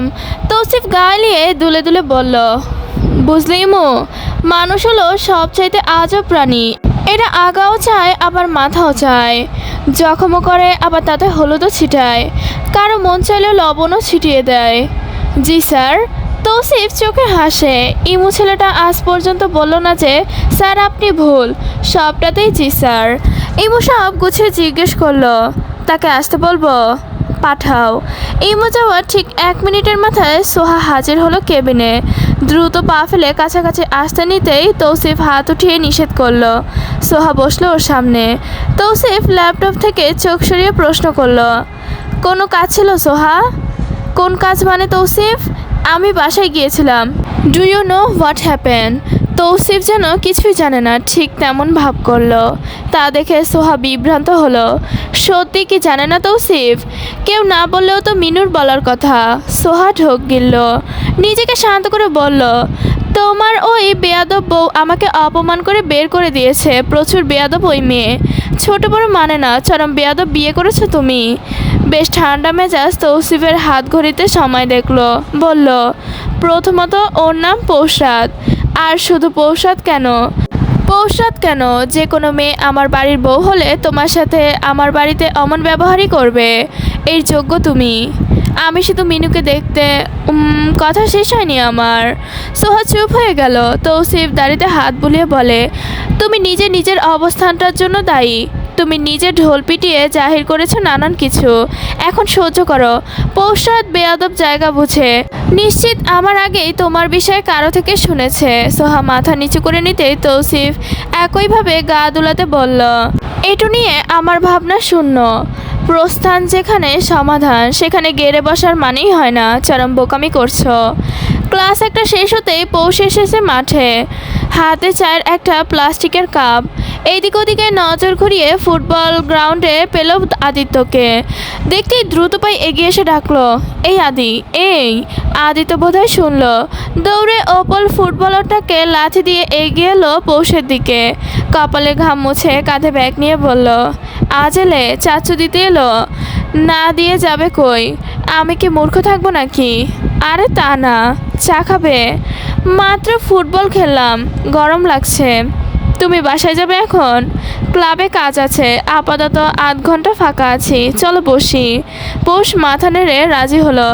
দুজন বসতেই পৌষের চোখ দুটো চকচক করে উঠল। আদিত্য খানিকটা অবাক হয়ে প্রশ্ন করলো, খুব চমৎকার কিছু ঘটেছে নাকি? হো। আদিত্য একটু সিরিয়াস হয়ে বসলো। পৌষকে তা দেখে মুখে হাসি হাসি করে বলল, সম্রাট চেয়ারম্যানকে গতকাল দেখেছি। কি? মুখে মাত্রই পানিটা ছিটকে বেরিয়ে এলো। খুক খুক করে কাশলো আদিত্য। পৌষের দিকে তাকিয়ে বলল, থামো, না হলে পিঠে কেল দেব। আদিত্য থামলো, অবাক স্বরে বলল, মেজো চাচু জানে তুমি এই কাজ করেছো? একা একাই গিয়েছিলে? তাহমিনা ফুপিকে দেখোনি? আরে তোমার চাচুই নিয়ে গেল। আমার এত বছরের ইচ্ছাটা পূরণ হয়েও হলো না। মনে হচ্ছিল জীবিত উনি। চাচু নিয়ে গেল? চাচু? হ্যাঁ, তো ওসব বাদ এখন। তোমাকে ডেকেছি ভিন্ন কাজে। তা তো জানি, প্রয়োজন ছাড়া ডাকো নাকি? নিমক হারাম ছেলে, তোমাকে আদর করে গোস্ত খাওয়াতে গিয়ে কাঁচা বাসটা যে খেতে নিয়েছিলাম ভুলে গেলে? আদিত্যের মুখটা গোমড়া করে নিল। মিনমিন করে বলল, ছোট ফুপি এমন করবে আমরা কেউ ভাবিনি। আমি ভেবেছিলাম ওনাকে শুরু থেকে পছন্দ না আমার। তোমার বাকি 3 ফুপিগুলো ভালো, যদিও আমার সাথে প্রথম খারাপ করেছে। তাহমিনা আপাও ভালো অনেক। তাইফা আপাও আমাকে আদর করে। তাইফা ফুপি হচ্ছে বেস্ট ফুপি, বুঝলে? তাহিয়া ফুপি একদম চুপচাপ। আবার ওনা থেকে তুমি কখনো কারণ আমি কিছু শুনবে না। পৌষ ব্যাগ থেকে একটা বক্স বের করে তা দিল আদিত্যর হাতে। আদিত্য খুলেই খাওয়া শুরু করেছে। পৌষে জিজ্ঞেস করে, কেমন? ইয়াম্মি। বাড়ির পেছনে গিয়েছিলাম, ওখানে দেখলাম কচুর ক্ষেত, নিয়ে এসে রান্না করেছিলাম। পরে বেঁচে যাওয়া থেকে এই কাটলেট বানালাম। 4টা খেয়ে 5মটা তখন আদিত্য মুখে দিয়েছিল। মুখটা হা করে আদিত্য আশ্চর্য হয়ে বলল, এইটা কচু ছিল? আমি কচু খাই না পুষি। 4টা খেয়ে রং দেখাও আমাকে। চুপচাপ শেষ করো, টেনে আনলাম তোমার জন্যই। এখন বলো কি বলবে? সম্রাটের ওই লাল গাড়িটা কোথায় আদি? ওনার বাগান বাড়িতে? আদিত্য নাকে মুখে উঠে গেল যেন। পৌষে পানি দিতেই ঠক করে গিলে জিজ্ঞেস করলো, লাল গাড়ি? তোমাকে কে বলেছে? সবই জানি আদি। ওনার ওই লাল গাড়িটা দেখতে চাই আমি। শুধু গাড়িটা নয়, বরং ওনার ওই বাগান বাড়িটাই ঘুরতে চাই। ওখানে কেউ যায় না পুষি? আমি তো গিয়েছিলাম। কি বলছো এসব? চাচু জানে? ওখানে কেউ যায় না, তুমিও যেও না। আমি একবার গিয়েছিলাম, তা ছাদ থেকে দেখেছিল আম্মু। মানুষ দিয়ে আমাকে আনিয়ে ডাল ঘুটুনি দিয়ে পিটিয়েছিল। এরপর থেকে ভয়ে আর যায়নি। এত বছরের কৌতূহল জাগেনি? আদিত্য মাথা নাড়ল। পৌষ চোখের পলক ঝাপটে বলল, চল আমরা দুজন যাই। কেউ শুনলে রেগে যাবে। কে জানবে? কেউ জানবে না। আমরা দুজন দেখব, যাব, আবার চলে আসব। মেজো চাচু জানলে তো ঝামেলা হবে। কে জানাবে তাকে? আমি গিয়েছিলাম কিন্তু দরজা পাইনি। কি অদ্ভুত! দরজা পেলে কাল একেবারে ট্যুর দিয়ে আসতাম। আদিত্য কিছুটা ভাবুক হলো। তার সাথে কি ঘটেছিল? ক্লাস 10-এ পড়াকালীন গিয়েছিল নিচে কৌতূহল হয়ে। সেও দরজা পায়নি, তাই এই দিক ওদিক খুঁজতে গিয়ে কাঁটাযুক্ত গাছের ওখানে পড়েছিল। ফলাফলস্বরূপ তাকে হাসপাতালে ভর্তি হতে হয়। সামান্য কাটা ছিঁড়ায় হাসপাতালে ভর্তি হয়ে 1 সপ্তাহ কাটলো। পৌষ পুনরায় তাড়া দিল। কি হলো, যাবে? যদি ধরা খাই? খেলে খাবো, কেউ তো আর মেরে ফেলবে না আমাদের। আদিত্য খুব আস্তে করে বলল, তুমি কাউকে চিনলে কোথায় পুষি? তৌসিফ বসা থানায়, সাথেই বসা অ্যাডভোকেট জুনায়েদ। পল্লবের আদালতে তোলা হয়েছে। প্রাথমিকভাবে যে রায় এসেছে তাতে মূলত আসামি পল্লব নিজে। তার বাপ চাচা কুত্তা পাগল হয়ে আছে। এলোমেলো সব কিছু। চেয়ারম্যান মন্ত্রী কিছুই কাজে আসছে না। ভীষণ চিন্তায় সামাল দিতে গিয়ে ভালোই চটলা পাকিয়ে ফেলেছে। এক কথায় তারা দুবন্ত পথহারা মানুষ। জনগণ খেপেছে। খবরের কাগজগুলোকে দমিয়ে রাখা যাচ্ছে না। তার উপর গা হিম করা এক খবর এনেছে। নিজের আপন চাচাতো বোনকেই পল্লব গোপনে বিয়ে করেছিল, যা বাসার কেউ মেনে নেয়নি। 2 পক্ষ এই বিয়ের বিরুদ্ধে ছিল। এখন হঠাৎ করে মাহিয়া প্রেগনেন্ট। কাঁদতে কাঁদতে অবস্থা খারাপ করে ফেলেছে। 2 দিন পর পর দেখা করতে ছুটে যায়। বাসা থেকে বাচ্চা নষ্ট করার কথা বলেও সাহস পাচ্ছে না কেউ। পল্লবের সন্তানের হাত দিলে পল্লব কাউকে বাঁচতে দেবে না, আবার বিয়েও মেনে নিতে পারছে না। উমায়ের তাদের এই পারিবারিক কূটনামিতে জড়াতে চায়নি। শুধুমাত্র মন্ত্রী বিষয়টা দেখতে বলেছে বিধায় সে তৌসিফকে ডেকেছে। সব শুনে তৌসিফ চুপ করে আছে। বেশ কিছু সময় পরও বলল, মাহিরাকে মালয়েশিয়া পাঠিয়ে দাও। ওখানে তো ওর বাবার বাসা আছেই। বাকি পড়াশোনাটুকু শেষ করুক সেখানে আগে। ততদিনে পল্লবের বিষয়টা আমরা যতটুকু পারি সমাধান করি। সাফিনের পরিবার ঠান্ডা হলেই ঝামেলা মিটে যাবে। ছোট লোকগুলো টাকা খেয়ে দমলেই হয়। উমায়ের কথায় তৌসিফ তাকালো সরাসরি ওর চোখে। উমার বোধহয় ভরকালো। খানিকটা সময় নিয়ে তৌসিফ অ্যাডভোকেট জুবাইরকে বলল, টাকার চিন্তা নেই, মামলা আমাদের জিততে হবে। জুনায়েদ গম্ভীর মুখে আছে, কিছুটা শক্ত চলে তাচ্ছিল্য করে সে। টাকা দিয়ে তো মানুষের জীবন পাওয়া যায় না, পাওয়া গেলে নিশ্চিত সাফিনকে কিনে আনতো মন্ত্রী সাহেব। সাফিন হত্যা মামলার সাক্ষী সাধারণ জনগণ, কেস কঠিন, আশা করছি কিছু করা যাবে। উমায়ের কিছুটা শ্বাস ফেলে। থানায় থাকা পুলিশকে বলে দেখা করতে চায় পল্লবের সাথে। জুনায়েদ তখন তাকায় তৌসিফের দিকে। তৌসিফ ভাবহীনভাবে ফোন চালাতে জুনায়েদ হেয়ালি করে বলল, আগুন নিয়ে এত নড়াচড়া করতে নেই।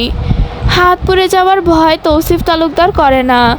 আশেপাশে তো খেয়াল রাখা প্রয়োজন, নিজে না পুড়লেও অন্য কেউ পুড়তে পারে, হতে পারে সে প্রিয়জন। তৌসিফ তীক্ষ্ণ দৃষ্টিতে তাকালো, উঠে দাঁড়িয়ে ফোনটা পকেটে পুরে বলল, কলিজা ছিঁড়ে কুকুর দিয়ে খাইয়ে ছাড়বো তার। আমি তৌসিফ খোলসে আবৃত হতে পারি, তাই বলে নিজেকে ভুলে যায়নি। আগের সেই তৌসিফ তালুকদারই আছি আমি। ওভাবেই হন হন করে বেরিয়ে গেল তৌসিফ। জুনায়েদ ওখানে ঠায় বসে ভাবলো কিছুক্ষণ, নিজেও উঠে গেল। রাজনৈতিক প্রসঙ্গে তৌসিফের অবস্থান এখন কারো চোখে না পড়লেও তাদের কাজকর্ম ইদানিং ভাবিয়ে তুলছে সকলকে। এত বড় ক্ষমতাশীল মানুষ বিপরীত দলকে নানাভাবে সাহায্য করছে, অথচ তাদের সরাসরি আহ্বান করা হলে তারা প্রত্যাখ্যান করা হচ্ছে। এই জটটা কেউ খুলতে পারছে না, উমায়ের শিকদারও নয়।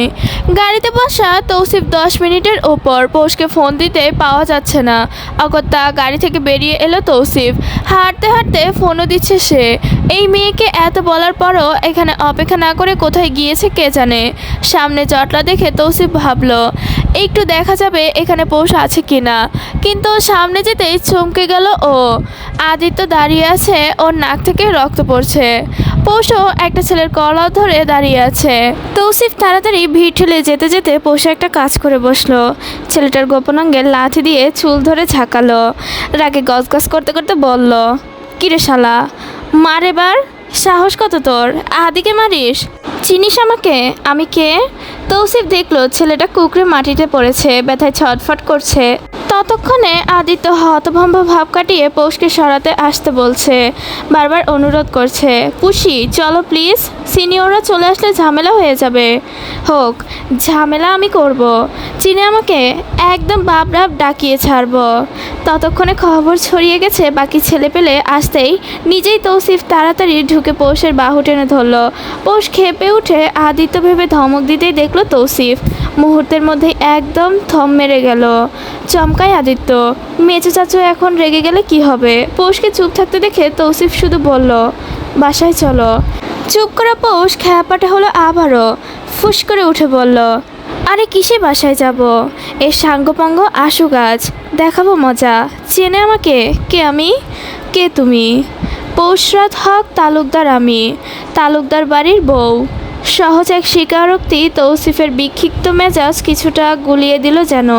আশেপাশে 2-4 জন ছেলেকে তুলে মেডিকেলে নিতে নিলেই পৌষ হুঙ্কার ছেড়ে উঠল, কিরে কই যাস এখন, চামচিকা একটা, যা তোর বাপকে ডেকে আন, দেখাবো চমক। মুখে মুখে পৌষ সব উল্টে দিল হাতটা তৌসিফের হাতে। পৌষকে টেনে নিতে নিতে গম্ভীর কণ্ঠে আদিত্যকে উদ্দেশ্য করে বলল, আয়।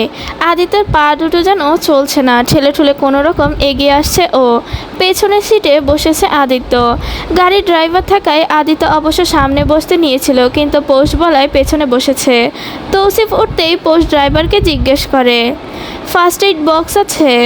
জি বলেই এগিয়ে দিল ড্রাইভার। মাঝে বসে পৌষ বক্সটা তৌসিফের হাতে দিয়ে স্যাভলন দিয়ে আদিত্যের নাক মুছতে মুছতে বলল, একদম উচিত হয়েছে, তোমার নাক ফাটানোই উচিত ছিল আদি। আমি আগেও সতর্ক করেছিলাম, ওই ছেলেগুলো ভালো নয়। আজ বুঝলে মজা? দেখলে কত ধানে কত চাল। আদিত্য চুপচাপ রইল। পৌষ একটা পেনকিলার দিয়ে বলল, খেয়ে নাও, তোমার আম্মু নিশ্চিত জানলে ডাল ঘুটুনি দিয়ে পিটাবে। বলেই হাসছে পৌষ। তৌসিফের কোল থেকে বক্স নিয়ে সামনে রেখে যখন তাকালো তখন দেখলো তৌসিফ এক দৃষ্টিতে তাকিয়ে রয়েছে পৌষের দিকেই।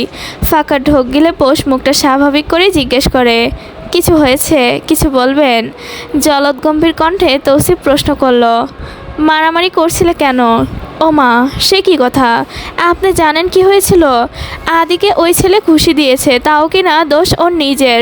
ফুটবল খেলায় আগেরবার হেরেছে, এই ছেলের মাথা আউট হয়ে গিয়েছে এই জন্য। তুমি চেনো তাকে? হু? রাদীপ শিকদার, উমায়ের শিকদারের বড় ভাইও, উপজেলা চেয়ারম্যানের ভাই। তৌসিফ তাকিয়ে আছে। পৌষ বুঝলো, হাই হাই করে বলল, উপজেলা চেয়ারম্যানের ভাইকে কিনা আমি সাবেক চেয়ারম্যানের চাচাতো ভাইয়ের বউ হয়ে দাপট দেখিয়ে এলাম। কপাল, কাল আমাকে ধরলে তখন কি করব? এই আদির বাচ্চা, তুই খেলতে গেলি কেন? তোর জন্য এখন আমার জান যায় যায় অবস্থা। আদির মুখটা ছোট করে বসে আছে। তৌসিফ অবাক চোখে তাকিয়ে আছে। তার বউ তাকে এতই তুচ্ছভাবে কি পরিচয়টাই না দিল, সাবেক চেয়ারম্যানের চাচাতো ভাইয়ের বউ। কেন তাহার মাঝে সম্রাটকে আনতে হবে কেন? মৃত মানুষটার উপর ভীষণ হিংসা হচ্ছে তৌসিফের, ভীষণ হিংসে। সাদা ধবধবে পাঞ্জাবির মধ্যে বুকের দিকটা সামান্য হাতের ভাঁজ করা, বোতামগুলো যত্ন করে লাগাচ্ছে পৌষ। সেই সাথে বিরক্ত হচ্ছে বটে।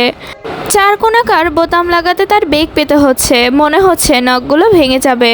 সবগুলো লাগিয়ে সরে দাঁড়িয়ে বিরক্ত হওয়া কণ্ঠে বলল, এমন বোতাম দেওয়া পাঞ্জাবি আর আনবেন না, নখ ভেঙে গেল সব।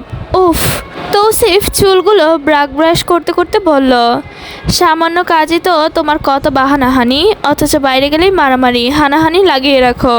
সকল অভিযোগ শুধুমাত্র আমার ক্ষেত্রেই খাটে। অভিযোগ দিয়ে যে সম্পর্ক শুরু, তা দিনরাত তো অভিযোগেই কাটবে। তৌসিফ দাড়ি ব্রাশ করতে করতে আয়নায় নিজের নজর দিল। পৌষের সামান্য একটু দেখা যাচ্ছে। জিজ্ঞাসু দৃষ্টিতে তাকিয়ে বলল, জুলুম করছি আমি? করলেই বা কি? বিচার চাইবার মানুষ আছে আমার। এতিমদের জন্য বিচার চাওয়া নিষিদ্ধ, যদিও এই প্রথম আপনার সামনে অভিযোগ তুললাম মনে হচ্ছে। বলে পৌষ গিয়ে তৌসিফের জুতা রাখার সেলফটা খুলল, কালো চটি জুতা হাতে নিয়ে জিজ্ঞেস করে, এইটা পরবেন? তোমার চিন্তা ভাবনা মিলে যাচ্ছে আমার সাথে, নিয়ে এসো।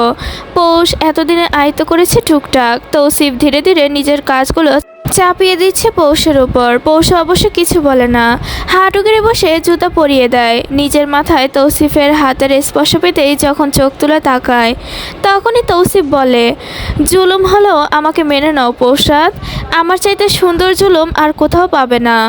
তৌসিফ ফিক করে হেসে পাল্টা বলল, জুলুম কখনো সুন্দর হয় না, যদিও আপনি সুন্দর, বিশেষ করে আপনার চোখ দুটো। তৌসিফ একটু ঝুঁকলো। পৌষটা তখনও তার পায়ের কাছে বসা, হাতের উল্টো পিঠে পৌষের গাল ছুঁয়ে জিজ্ঞেস করলো, আমাকে এত গভীরভাবে দেখো তুমি হানি? আপনাকে দেখার আগ থেকে এই চোখ আমার প্রিয়। কপালে সহসা ভাঁজ পড়ল তৌসিফের। ওকে দেখার আগেই কিভাবে চোখ দেখলো। হঠাৎ পৌষের মুখের দিকে তাকিয়ে লাজুক ভাব যখন দেখলো, তখনই মস্তিষ্কের কিছু দংশন করলো তাকে। এই দফায় তৌসিফ অবাক হয়ে বলল, ভাইজানের চোখের সাথে মেলাচ্ছ? হু। মেরুদণ্ড সোজা করে বসলো তৌসিফ। এমন কথা শুনতে হবে কখনো ভাবেনি। সম্রাটের সাথে তার চোখ দুটো অদ্ভুত এক মিল রয়েছে। দুজনের চোখের মনি এক, চাহনিও কিছুটা এক। খুব সাধারণভাবে তাকালে তাকে সম্রাটের ভাইজানের চোখের সাথে দৃষ্টির মিল পাওয়া যায়। এই জন্যই বোধহয় চাচি এখনও তৌসিফকে দেখলে তা থেকে সম্রাটের ঘ্রাণ নিতে চায়। মাঝে মধ্যে মুখটা হাতড়ে দেখে, তৌসিফ তাকে না করে না। চাচির সন্তান নেই, তৌসিফের মা নেই। খুব তো অন্যায় হতো না যদি তাকে কেউ মায়ের মতো আদর করত। যাদের জন্য জীবন ঝুঁকি নিয়ে মৃত্যু দেখতে প্রস্তুত, তৌসিফ সেই মানুষগুলোই তাকে হারিয়ে দিয়েছে এই বারবার। অথচ সেই দিন পৌষরাত তার মতো মানুষকে মনের অজান্তেই বেশ খানিকটা জায়গা দিয়েছে নিজের মাঝে। তৌসিফ বেশ অবাক হয়ে লক্ষ্য করেছে পৌষের এই স্বভাবগুলো, মামা ধরনের স্বভাব। তৌসিফ কতগুলো বছর পর আগের মতো খাচ্ছে, কতগুলো বছর পর কেউ তার জন্য রাতে অপেক্ষা করে। তৌসিফ সংসার করছে, কথাটা ভাবতেই মনটা ভালো হচ্ছে। বারংবার তার মনটা ভালো হয়ে যায়। এই মন ভালোর মাঝে এক মৃত ব্যক্তিকে টেনে তৌসিফ আর মনটা ছোট করলো না। পৌষের হাত ধরে টেনে তুলল মেঝে থেকে, দুগালে হাত দিয়ে বেশ রোমাঞ্চিত কণ্ঠে বলল, আজকে ফিরতে একটু দেরি হবে, খেয়ে নিও রাতে, আমি চলে আসব। কেন দেরি হবে? সভা আছে আজ। আপনারা তো বিপরীত দল, আপনাদের কিসের কাজ? তৌসিফ সামান্য হাসল, ঝুঁকে আলগোছে চুমু দিল পৌষের থুতনিতে। পৌষের দৃষ্টি নামাতেই তৌসিফ বলল, আমি চলে আসব। ও বেরিয়ে গেল। ঘরটা তখনও রয়ে গেল তৌসিফের ঘ্রাণে। এই লোকটা মারাত্মক রকমের সুগন্ধি ব্যবহার করে, চলে যাওয়ার পর ঘ্রাণ নিয়ে যাচ্ছে। পৌষা বারান্দায় গিয়ে দাঁড়ালো, দেখলো তৌসিফ গাড়িতে উঠছে। যখনই উপরে তাকালো পৌষ সাময়িক ভরকালো, তবুও হাত নেড়ে বিদায় জানাতেই তৌসিফ ইশারায় ঘরে যেতে বলল। পৌষও বুঝে না কি সমস্যা হয় বারান্দায়। সন্ধ্যার পর বারান্দায় আসাও নিষেধ তার জন্য। শুরুতে তৌসিফ বেশ খারাপ ব্যবহার করেছে এজন্য। আসরের নামাজ পড়েই পৌষ তাড়াতাড়ি নেমে পড়ল। আকাশে তখন বেশ উজ্জ্বল খয়েরি রঙা দেখা যাচ্ছে। পৌষ একা একা বাড়ির পেছনে এলো। গরুগুলো আজও এখানে আছে। আদিত্য অপেক্ষা করতে করতে পৌষ এদিক ওদিক ভালো মতো দেখলো। আজকে আদিত্যর আসার কথা। দুজন একসাথে ওই বাগান বাড়ি ঘুরে দেখবে। তাহমিনা আপার থেকে বাগান বাড়ির বর্ণনা শোনার পর থেকে পৌষের মন বেশ বিচলিত হয়ে আছে। সম্রাটের সেই লাল গাড়িটার কথা অবশ্য পৌষ সহসাই জিজ্ঞাসা করতে পারেনি। সেই লাল গাড়ি করে সম্রাটকে কতবারই পৌষ কল্পনা করেছে, তার কোনো ইয়ত্তা নেই। সম্রাট নামটাই তার কাছে এক জীবন্ত চরিত্র, এমন একটা মানুষ যার কথায় গোটা এলাকাবাসী এক হয়ে যেত। কি হতো পৌষ তাকে দেখলে? কেন যে এত দেরিতে জন্মালো? পৌষও পায়চারির মাঝে আদিত্য এলো। পৌষ তাড়া দিল, তাড়াতাড়ি চলো, সন্ধ্যা হয়ে যাবে। এমনিতেই দিন ছোট। সময়টা হেমন্তকাল, চারিপাশে এক শান্তিময় বাতাস বইছে। শীত আসবে ভাব। আজ সারাদিন গা ঝলসানো রোদ থাকলেও এখন বিকালটা বেশ সুন্দর। মৃদু মৃদু বাতাস, অথচ থামছে না এক মুহূর্তের জন্য। দুজন হেঁটে হেঁটে এগিয়ে যাচ্ছে বাগান বাড়ির দিকে। যাওয়ার পথে পৌষ জিজ্ঞেস করলো, এখানে কেউ আসে না কেন? তাহমিনা আপাকেও তো আসতে দেখি না। কি জানি কেন আসে না। কেউ জানতে পারলে কপালে শনি আছে, এটা আমি গ্যারান্টি দিতে পারি। ভিতর ডিম, তোমার সাথে আমি মুরব্বী মানুষ আছি না, ভয় কিসের? কে মুরব্বী? তুমি? আবার জিগায়, চাচি হই না আমি? বলে ব্যঙ্গাত্মক হাসি দিল পৌষ। আদিত্য গা ছাড়া ভাবে বলল, তোমাকে তো চাচি হওয়ার আগে বন্ধু হিসেবে পেয়েছি, তাই চাচি লাগছে না আপাতত। যদিও কেমন বন্ধুত্ব ছিল বা আছে তা আমি এখনও বুঝি না। এখন তোমার বন্ধু হতে গেলে কি করতে হবে? তোমার সাথে বসে বিড়ি টানতে হবে? কি বলছো পুষি? আমি বিড়ি খাই না। ওই সব দুষ্টামি করেও বলো না, বাসায় শুনলে প্রচুর ঝামেলা হবে। ও তাহলে তোমার মতো একজনকে দেখেছিলাম আমি একদিন ভার্সিটির বাইরে চায়ের দোকানে বিড়ি টানতে। মুখ নাক সব তোমার মতো। আদিত্য চোখ কপালে তুলে বলল, তুমি আমাকে টানতে দেখেছো? কি জানি। পৌষ হেয়ালামি করে বললেও আদিত্য উত্তেজিত হলো, বলল, আমি শুধু হাতে নিয়ে দাঁড়িয়েছিলাম, একটা টানও দেইনি। নেশাখোরদের মাতলামো দেখেই যেমন মানুষ তাদের নেশাখোর বলে, তেমনি বিড়িখোরদের হাতে বিড়ি দেখলেই তাদের বিড়িখোর বলে। অতশত টান দিতে দেখার প্রয়োজন হয় না। আদিত্য বিড়বিড় করলো, তবুও আমি বিড়িখোর না। ঘাটের সামনে দিয়ে যাওয়ার সময় পৌষ একটু থমকে দাঁড়ায়। আদিত্য দিকে তাকিয়ে জিজ্ঞেস করে, লেদার লাশ যে এখানে পাওয়া গেল তার কি হলো আদি? এরপর থেকেই তোমার ছোট চাচুও উধাও। তোমাদের বংশের আবার খুঁটিনাটি নেই তো? কি বলো এইসব? লেদার লাশ তাদের বাড়িতে পাঠানো হয়েছে। এরপরের খবর জানি না, তবে মেজো চাচু তাদের খরচ দিচ্ছে এরপর থেকে। লেদা চাচার আগে আমাদের বাড়িতে কাজ করতো, পুরাতন লোক। এই মাছের ঘাট রাখার প্রয়োজন দেখি না আমি। কি ভয়ঙ্কর ব্যাপার স্যাপার। তুমি ভয় পাও? তোমাকে নিয়ে শ্মশান ঘাট ঘুরে আসতে পারবো আমি। কি যাবে? না থাক, আগে তোমাকে তোমার ক্রাশের বাগান বাড়ি ঘুরাই। খবরদার ক্রাশ বলবে না। তাহলে কি বলবো? এক্স তো বলা যাচ্ছে না। কিছুই বলতে হবে না, আমার জামাই আছে না, ওসব আউল ফল কিছু বলবে না। আদিত্য মুখটা বাঁকা করে এগিয়ে এলো। দুইজন একদম দাঁড়িয়ে আছে বাগান বাড়ির সামনে। পৌষ দেওয়ালে হাত বুলিয়ে বলতে লাগলো, দরজা খুঁজো আদি, ঢুকার রাস্তা তো নিশ্চিত আছে। তাহমিনা ফুপিকে জিজ্ঞেস করলেই তো পারতে পুষি। উনি তো বলেছিল আসতে, এর মানে নিশ্চয়ই দরজা আছে। আচ্ছা, এইখানে খুব বা খিসমিস ধরনের কিছু আছে? কি আজগবি কথাবার্তা বলছো তুমি পুষি? দাঁড়াও দেখি। দুইজন এদিক ওদিক সামনে খুঁজতে লাগলো। হঠাৎ ব্যথাতুর শব্দ শুনে পৌষ চমকে একটা ইটের টুকরার সাথে হাত ধাক্কা খেলো। নিজেকে বাঁচাতে সামনে দেওয়ালে ধরা মাত্রই কিছু নড়ে ওঠে। পৌষ ডেকে ওঠে, আদি কিছু হয়েছে? ঠিক আছো? পুষি গায়ে কাঁটা ঢুকেছে। পৌষ তড়িঘড়ি বিপরীত দিকে দৌড়ে এলো। আদিত্যের পা থেকে রক্ত বের হচ্ছে। পৌষ নিজের পা দুটো চুলকাচ্ছে। আদিত্যের পায়ের আঙুলটা হাত দিয়ে চেপে ধরে পৌষ বিল্ডিংটার নিচে জমাট বাঁধা দুর্বাঘাসের এক মুঠো তুলে দাঁত দিয়ে চিবিয়ে চেপে ধরলো আদিত্যের ওইখানে। আদিত্য চোখ মুখে বলছে ব্যথা তার লাগছে।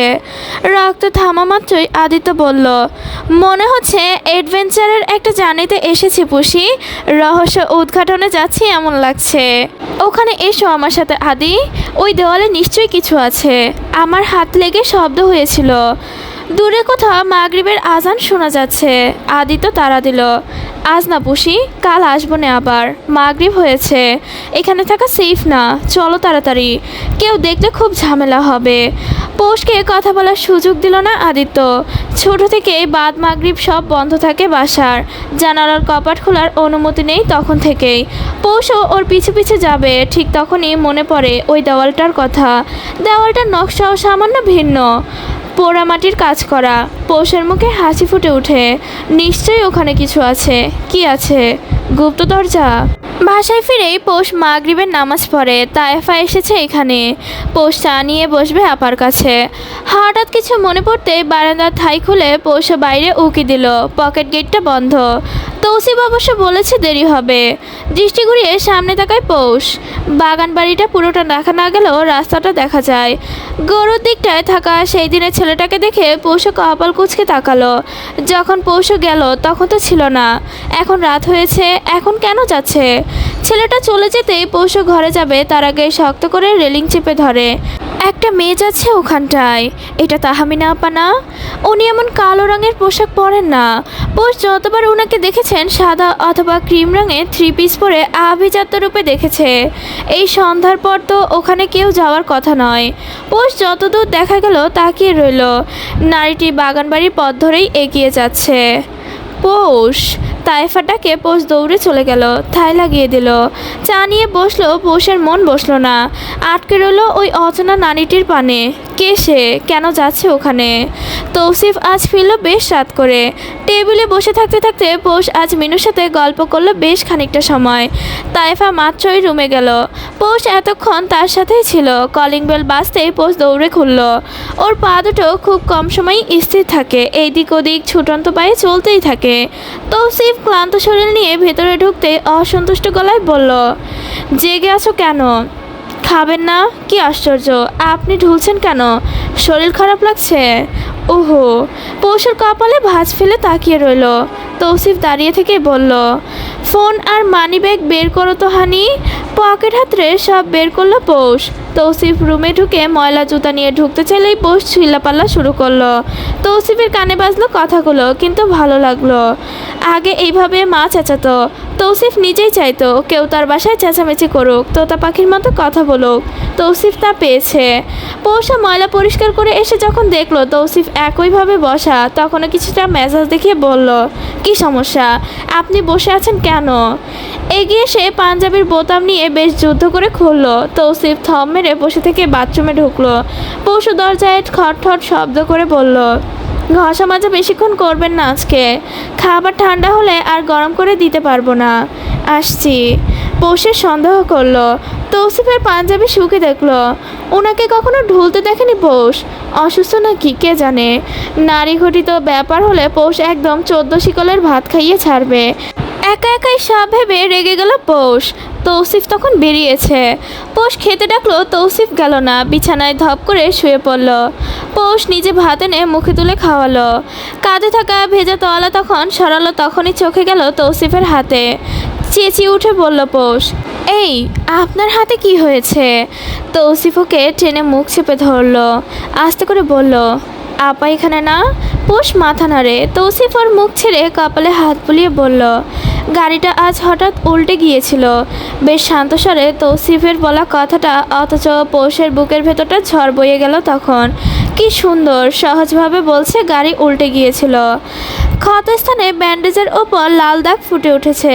পৌষ নিজে সেই ব্যান্ডেজ খুলে নতুন করে বাঁধলো। তৌসিফ কপালে হাত ঠেকিয়ে বিছানায় শুয়ে আছে। একটু আগেই পৌষ ওকে সাহায্য করেছে। গোসল করতে যাবে তখন মাথা ঘুরছিল। এই পৌষ মোটেও সুবিধার নয়। তৌসিফ একটু বলেছিল যাতে ওর মুখে একটা মাস্ক লাগিয়ে দেয়, কিন্তু বেয়াদব বউ তা তো করেনি। উল্টো গোসলের সাবান দিয়ে তৌসিফ মুখ ডলে দিয়েছে। এত পাজি মেয়ে হয় তৌসিফের জানা ছিল না। চেহারাটার কোনো প্রভাব না পড়লেই হলো। পৌষও তৌসিফের পায়ে গিয়ে ট্রাউজার টেনে তুলে হাঁটু পর্যন্ত সামান্য চামড়া উঠেছে। তৌসিফ বলেনি। পৌষর পায়ে টালমাটাল ভাব দেখেই বুঝেছিল। তুলা দিয়ে পরিষ্কার করতে করতে পৌষ জিজ্ঞেস করলো, আপনি বললেন সবাই যাচ্ছেন, আপনার গাড়ি অক্ষত থাকলে আপনি কিভাবে চোট পেলেন? তৌসিফ চুপ করে আছে। চোখের উপর তখনও তার হাত। কালো এক আবছা ভাসছে অক্ষিপটে। আর সভাটা ছিল উমায়ের। তৌসিফ শুধু একাই যায়নি, তুরাগও গিয়েছিল, তবে প্রকাশ্যে নয়। সারা জীবন একদল করে হঠাৎই বিপক্ষ দলে গেলে জনগণ ভালো দৃষ্টিতে দেখবে না, এটাই স্বাভাবিক। তুরাগ কক্ষে থাকাকালীন তৌসিফ নিজ গাড়িতে উমায়েরকে তুলে দেয়। উমায়ের তখন সন্দেহে তাকিয়ে জিজ্ঞেস করে, তোমার গাড়িতে কেন উঠবো আমি? কারণ পূর্বের রেকর্ড ভালো না। এভাবে গাড়িতে বোমা মেরে আজ প্রতিবন্ধীর ক্ষমতায়। তুমি একজন উপজেলা চেয়ারম্যান, সাফিনের কেস চলছে, জনগণের মধ্যে চাপা ক্ষোভ আছে, কারণ তুমি কিছুই করছো না। তোমাকে নিয়ে আমার চিন্তা নেই। উমায়ের কিন্তু উপর মহলে কথা দিয়েছি। উমায়ের মাথা নিচু করে তৌসিফের গাড়িতে ওঠে। গাড়িটায় ভিন্ন শান্তি অনুভব করলো সে। কোথায় ধাপ্পাবাজির টাকায় কেনা গাড়ি, আবার কোথায় হালাল টাকায় কেনা গাড়ি। ড্রাইভারকে বলল, টেম্পারেচারটা কমিয়ে দিয়ে একটা গান ছাড়ো। তৌসিফ গিয়ে বসলো উমায়ের গাড়িতে। আজ সবার পরপরই শোডাউন হবে। পুরো এলাকা ঘুরে ঘুরে দেখবে, মত বিনিময় করবে, এটাই পরিকল্পনা। দু জায়গা ঘুরে গাড়িটা যেই না একটু লোকালয় থেকে দূরে আসলো, তখনই উমায়ের গাড়ির চাকাটা ব্লাস্ট হয়ে যায়। গাড়ির ব্রেক কষার আগেই সামনে থেকে একটা পিকআপ ভ্যান এসে গাড়িটা উল্টে দিয়ে যায়। 150 বাইক, 20টা মাইক্রোসহ তৌসিফ আর উমায়ের গাড়ি ছিল। এত কিছু টপকে গিয়ে হামলা হয় উমায়ের গাড়িতে, যেটা ছিল স্বয়ং তৌসিফ তালুকদার। সিটবেল্ট বাঁধা ছিল বলে মাথায় আঘাত লাগেনি, কিন্তু হাতে পায়ে ভালোই চোট পেয়েছে। উমায়ের সহ বাকিরা দৌড়ে বেরিয়ে আসে তৌসিফের কাছে। এই অবস্থায় হাসপাতালে নেওয়া হয়নি, বরং সরাসরি গিয়ে উঠেছিল উমায়ের বাড়িতে। সেখানে ঘন্টা ব্যবধানে উপস্থিত হয় জয়নাল সহ পল্লবের বাপ চাচা। ডাক্তাররা নিয়ে চিকিৎসা হয়। জয়নাল নিজ থেকে তৌসিফকে তদারকি করে। তুরাগ জানা মাত্রই ছুটে যায় সেখানে। ভাইগুলো কাউকে ছাড়া কেউ থাকতে পারে না। আজ তুহিন থাকলে এখানে লণ্ডভণ্ড করে দিত। তৌসিফ তাদের সাথে বেশ খানিকটা সময় কথা বলে, অতঃপর তুরাগকে বাড়িতে পাঠিয়ে দিয়ে নিজে সেখানে থাকে বেশ কিছুক্ষণ। এই সময়টুকু তৌসিফের বানানো ঘটনা বেশ বেগ পেতে হয়, সাহায্য করতে হয় তৌসিফ জানে। বিপক্ষ দলের ঘোল খাওয়ানোটা অতটাও সহজ না। একটা পুরুষ থেকে নারীর বুদ্ধি অনেকটা নিচে। তাই তো তাহমিনা আপা অমন বোকামি করতে চাইছিল। ডাল 2 দিন পর কাটা থেকে উত্তম শিকড় তুলে ফেরা।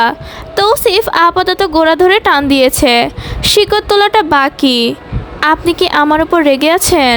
তৌসিফ পৌষের কথায় তার দিকে চোখ তুলে তাকায়।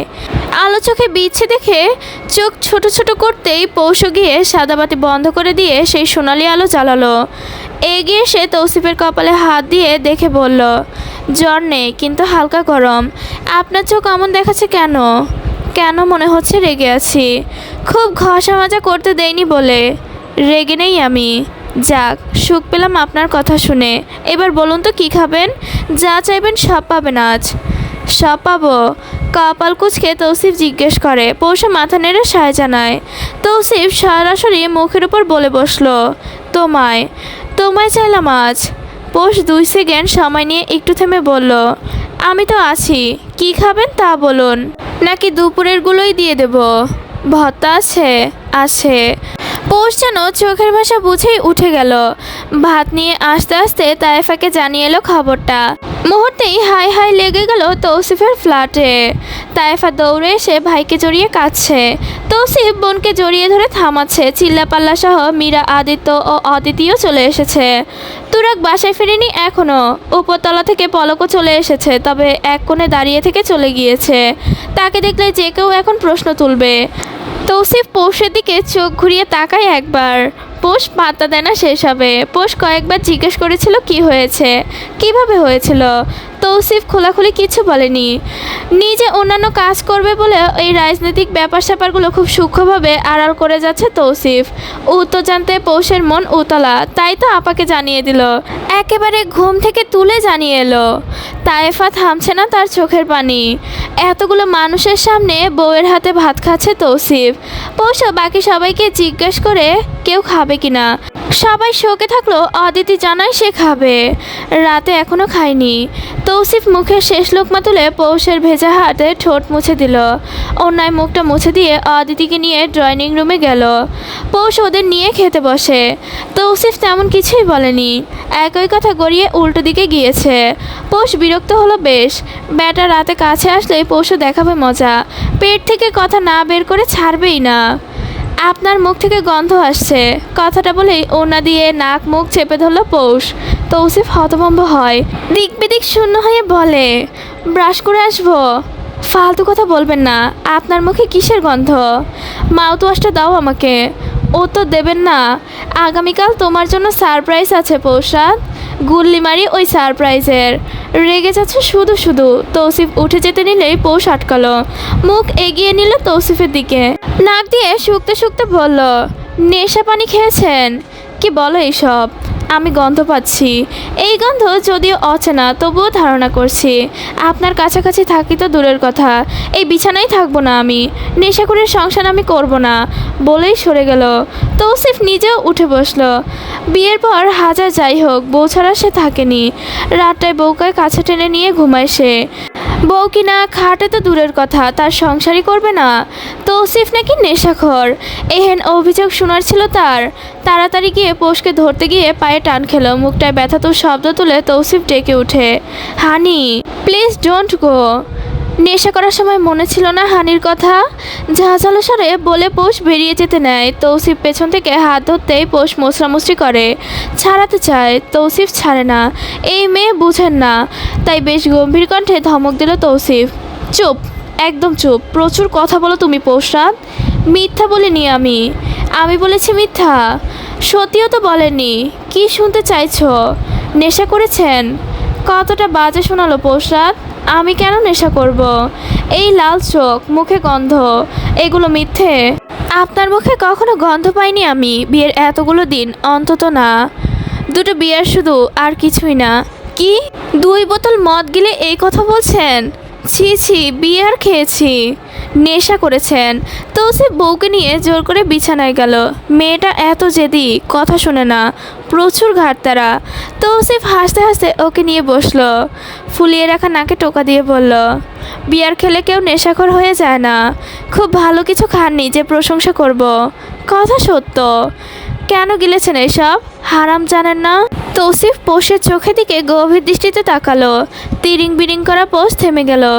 ওই চোখ দুটো খুব সময় নিয়ে তাকিয়ে থাকতে সে অক্ষম। তৌসিফ ভালো করে পৌষকে নিজের কাছে টেনে নিল। আজ ওমায়ের খুব বিশেষ এক জায়গায় তাকে নিয়ে গিয়েছিল। সেখানেই নিজ হাতে তৌসিফকে 1 ক্যান বিয়ার খুলে দেয়। ইতিহাস খুব খারাপ এই বিষয়ে। আপন মানুষ পিঠে ছুরির আঘাত দিয়েছিল। তৌসিফ সেটা ওমায়েরকেই খাওয়ায়। নিজে তুলে নেয় বিয়ারের কেস থেকে 1টা ক্যান। কথা চালিয়ে যেতে যেতে 2 ক্যান তৌসিফ সাবার করেছে। আজ যদি 10 ক্যানও নিতে হতো, তৌসিফ নিত। আজ এতদিনের পরিকল্পনার আজ অর্ধেক ফল। গুটি সব তৌসিফের দিকে, শুধু অপেক্ষা আর একটু। মাথায় বসে কাঁঠাল ভেঙে খাওয়ার ফল তৌসিফ দেখাবে, সকলকে দেখাবে। এই মামাতো ভাই, আমার মন চায় মাঝে মধ্যে একটা ব্যক্তিকে খুন করে ফেলতে। পৌষ হাসছে, খিটখিট করে হাসছে। তৌসিফ ওকে রেখে উঠতে উঠতে বলল, বসো, ব্রাশ করে আসছি। লাভ নেই, আমার পেট উঠলে নাড়ি ভুড়ি বেরিয়ে আসবে। প্রচুর বাজে গন্ধ, ব্রাশে যাবে না। মুখটা ছোট করে তৌসিফ তবুও ব্রাশ করে আসে। পৌষ নিজের জায়গায় শুয়েছে ততক্ষণে। তৌসিফ আসতেই পৌষ বেশ আদরে স্বরে বলল, কি সারপ্রাইজ বললেন না? বলে দিলে তো আর থাকলো না, অপেক্ষা করো, কাল তোমার খুশির দিন হবে। বলেই পৌষের কাছে এসে বলল, সেই খুশিতে এখন আমাকে খুশি করে দাও তো তোতা পাখি। অত ঠেকা আমার নেই, দূরে যান। ছাইপাশ গেলার শাস্তি যদি না পেলেন তাহলে শুধরাবেন কিভাবে? তৌসিফ দোনামোনা করে, মনে মনে গালি দেয় উমায়ের সহ বাকিদের। আজ না গেলে বউটাকে কাছে পেত। তৌসিফ চিত হয়ে শুয়ে বলে, পৌষরাত দেখো তো বুকে ব্যথা পেলাম কি না, জ্বলছে হঠাৎ। তড়িৎ বেগে লাফিয়ে উঠে পৌষ দেখতে গেলেই ওকে জড়িয়ে ধরে। বুকের সাথে জড়িয়ে রাখলো তৌসিফ। রাতটার বাইরে ঝিঝি পোকা শব্দ করে ডাকলো। পৌষ তা কান পেতে শুনলো তৌসিফের বুকে। আজ বাইরে যাওয়ার পরিকল্পনা থাকলেও পৌষ যেতে পারছে না। সোজাভাবে তৌসিফ বলেছে তার জন্য সারপ্রাইজ আছে। কে এমন আছে যার চমক দিবে পৌষকে? ভাবতেই পৌষের গা গরম হচ্ছে। এইভাবে অর্ধেক বলা কথায় বেশ বিরক্ত ও। সকালে উঠে গোসল করে একদম তৈরি হয়ে আছে পৌষ। তৌসিফ উঠে দৌড়াতে গিয়েছে। তাইফা উঠেছে সেই ফজরের সময়। সেই থেকে তৌসিফকে না দেখে পৌষকে কয়েকবার জিজ্ঞেস করেছে ও। পৌষও শুধু ছোট্ট করে জানিয়েছে জগিংয়ে গিয়েছে, এর চাইতে বেশি পৌষ জানেও না। নাস্তা টেবিল গোছাতে গোছাতেই তৌসিফ হাজির হয়েছে। তাইফা এগিয়ে এসে ভাইকে ধমকালো। তৌসিফ ঘামন্ত শরীর বোনের হাতে চুমু দিয়ে বলল, চিন্তা করো না আপা, ঠিক আছে আমি এখন চিন্তা করি না, এতদিন করতাম। তো চিন্তা করার মানুষ আছে এখন। তৌসিফ এক ভ্রু উঁচু করে তাইফা হেসে ফেলল, হাসি মুখে বলল, চিন্তায় মেয়েটার মুখ শুকিয়ে আছে। চিন্তায় মুখ শুকানোর মেয়ে তো পৌষরাত নয় আপা, নিশ্চয়ই অন্য কিছু হয়েছে। তাইফা খানিকটা অবাক হলো। এতক্ষণ যাবৎ ভেবে এসেছে পৌষ বুঝি তৌসিফের অপেক্ষা করেছিল, তাই আমার মুখটা রাগ রাগ ভাবছিল। কিন্তু এখন ভাইয়ের কথা শুনে কিছুটা চিন্তিত হলো। মেয়েটা সকাল থেকে এমন রেগে আছে কেন? তাইফা এগিয়ে এসে টেবিল সাজাতে সাজাতে পৌষ বাধা সাধলো। আপা আমি করে নেব, আপনি বসুন। তাইফা ওর গালে হাত রাখলো। পৌষও একটু চুপ করে গেল। তাইফা গালে আদর করে জিজ্ঞেস করলো, কি হয়েছে সোনা, মন খারাপ কেন? মন খারাপ না তো আপা, কথাটা বলল মুখে হাসি রেখে। তাইফা ওর হাত থেকে হাতটা নামিয়ে নিজের হাতের মাঝে পৌষের হাতটা নিতেই পৌষও হেসে ফেললো শব্দ করে। বলল, সকাল থেকে রাগ হচ্ছিল আপা, কিন্তু এখন আপনার এত চিন্তা দেখে রাগটা উবে গেল। এভাবে হাসবি বুঝলি, এই ফ্ল্যাটে হাসি ঠাট্টা হয় না অনেক বছর। পৌষের মুখটা আগের মতোই রইল। তৌসিফ এসে বসা মাত্রই তাইফা বলল, সামনের সপ্তাহে চলে যাব টুসু, তো দুলাভাই অপেক্ষা করছে। তৌসিফ খাওয়ার হাত থেমে গেল। আপা দিকে পূর্ণ দৃষ্টিতে তাকিয়ে থমথমে স্বরে বলল, সবে মাত্র 2 মাস হলো আপা, এখনই চলে যাবে? দুলাভাইকে আসতে বলো। আসবে, ওই দিকের কাজ গুছিয়ে আসবে বলেছে। আপনি এসেছিলাম তোর সংসার দেখতে, আমি দেখেছি। এই বাংলাদেশে এক তোর জন্য চিন্তা হতো, যা এখন আর নেই। তোর জন্য একান্ত কেউ আছে, ভাবতে আমি শান্তি পাই সোনা। যেতে দিচ্ছি না আমি আপা। ভাইয়ের সংসারে আর কতদিন থাকবো? কথাটা বলেই হাসলো তাইফা, তবে হাসলো না তৌসিফ। পৌষও ওদের দিকে তাকিয়ে আছে। তৌসিফ বোনের দিকে তাকিয়ে দৃঢ়স্বরে বলল, কেউ কিছু বলেছে তোমায়? ভাইয়ের সংসার আবার কি আপা? আহা, রেগে যাচ্ছে টুসু। আমার সংসার আছে না ওখানে? তো দুলাভাইকে নিয়ে শীঘ্রই চলে আসব। মাস শেষ হলো, 2 দিন বাকি, তুমি আমাকে এখন বলছো? আরে বাবা, তুই এমন করলে কিভাবে যাব আমি? তৌসিফ চুপচাপ খেতে লাগলো। পৌষ নিজের রাগ আপাতত তুলে রাখলো, পরে না হয় সময় নিয়ে রাগ দেখাবে। আপা চলে যাওয়ার শোকে তৌসিফ যেভাবে গড়গড় করছে, না জানি বেটা পৌষকেই উষ্টা দিয়ে রাগ দেখিয়ে ফেলে। তাইফা খাওয়া শেষ করে বলল, তুই কাজ গুছিয়ে পৌষকে নিয়ে আমেরিকা আসবি, তোর দুলাভাই টিকিট কেটে রাখবে বলেছে। বলে পৌষের দিকে তাকিয়ে জিজ্ঞেস করলো, তোর পাসপোর্ট আছে সোনা? পৌষে মাথা নাড়ালো। পাসপোর্ট তো দূরের কথা, এই জন্ম নিবন্ধন আর এনআইডি বাদে কিছুই নেই তার। তৌসিফ গম্ভীর কণ্ঠে শুধালো, আমি করে দেব। খুব ভালো কথা, তাড়াতাড়ি করে ফেলিস, তোদের হানিমুন ওখানেই ব্যবস্থা করে দিবে তোর দুলাভাই। এইটুকু শুনেই তৌসিফ বাঁকা চোখে তাকালো পৌষের পানে। পৌষের দৃষ্টি সরল। তৌসিফ সেই দৃষ্টিতে চোখ রেখে তারপর ফিরালো। কপাল গুনে বউ তার। হানিমুনের কথায় অন্য মেয়েরা হলে নিশ্চিত লজ্জা পেত, অথচ দেখো তার বউকে, নিজের জামাইয়ের দিকে তাকিয়ে আছে কুটুর মুটুর করে। আসলেই পৌষটা ভিন্ন, একটু অন্য রকমের ভিন্ন।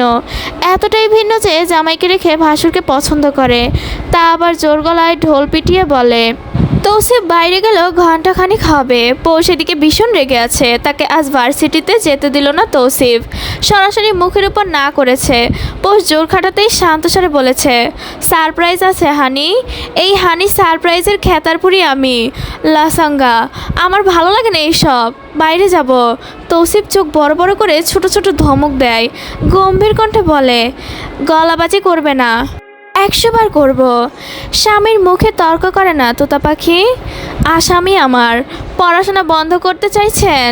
তৌসিফ এগিয়ে এসে ওর চিরায়িত চুমু খায় সেই থুতনিতে। কপালে কপাল ঠেকিয়ে বলে, সুস্বামী আমি তোমার। মামাতো ভাই আপনি, সেই হিসেবে হবেন মামাতো স্বামী। ছি, খুব বাজে শোনালো পোষরাত বলেই সরে যায় তৌসিফ। পৌষু রেগে কথা বলে না। সেই থেকে রাগে রাগে এই দুপুর হলো, তবুও তৌসিফ এলো না। দরজায় ঠক ঠক শব্দ হতেই পৌষু হেসে তাকালো, বলল, আপা নক করতে হবে না। তাইফা ভেতরে ঢুকে বিছানায় পৌষু ওকে জায়গা দিল। তাইফা বসতেই পৌষ জিজ্ঞেস করে, কিছু লাগবে আপা? তোর সাথে কথা ছিল একটু। এইভাবে বলছো কেন আপা, বলো। তাইফা পৌষের হাত দুটো ধরে, কণ্ঠে তার কাঁপন স্পষ্ট টের পায় পৌষ। তাইফা খুব আশা নিয়ে বলতে লাগলো, আমরা তো এতিম পৌষ, আমি আমার টুসু সহ আমরা সবকটা ভাই বোন। মা বাবা নেই আমাদের। আমাদের জীবন সবাই যেভাবে দেখে ওভাবে পার হয়নি। রাজনীতি করা এক পরিবার আমাদের। চাচাদের সাথে মিলেমিশে বড় একটা সংসার ছিল। আমাদের উঠান ভর্তি মানুষ থাকতো। রোজ ডেকচিতে রান্না হতো। এলাকার মহিলারা বিকেল হলেই আসর জমাতো। চাচি আম্মা কি করে জানিস? টিভি এক বাইরে লাগিয়ে দিত। সম্রাট ভাইজান টিভি এনেছিল। লোকজন সেই কি খুশি। বাড়িঘর হই হুল্লোড়ে মশগুল থাকতো। এতগুলো ভাই বোন আমরা, কত বড় পরিবার। সুখের যেমন অভাব ছিল না, তেমনও শত্রুরও অভাব ছিল না। কিন্তু আমরা খুব খুশি ছিলাম। বাবা, আব্বু, চাচু, অবশেষে সম্রাট ভাইজান, আমাদের নামটা খুব জোরালোভাবে বেড়ে উঠতে লাগলো। সেই একান্নবর্তী পরিবারটা হঠাৎ করেই ছিন্নভিন্ন হয়ে গেল পৌষরাত। তুই সৎ হতে পারিস, কিন্তু আমাদেরই তো। তাই বলছি, আমার টুসু খুব আম্মু ভক্ত ছিল। আব্বু খুব কাছের ছিল।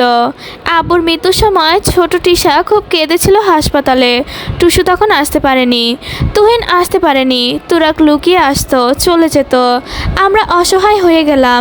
এত এত পুরুষ, অথচ চোখে নারীবাদে কেউ নেই।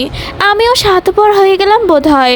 সেদিন হসপিটালের করিডোরে টিশার চিৎকার করে কেঁদেছিল আর অভিযোগ করেছিল আব্বুর মৃত্যুর জন্য ভাইয়েরা দায়ী। টুসু আর তুহিন একটু বেশি দায়ী। তাদের রাজনৈতিক ওই লুকোচুরি আব্বু লুকিয়ে গেল, হারিয়ে গেল। তৌসিফ সেই দিন থেকে চুপ হয়ে গিয়েছিল।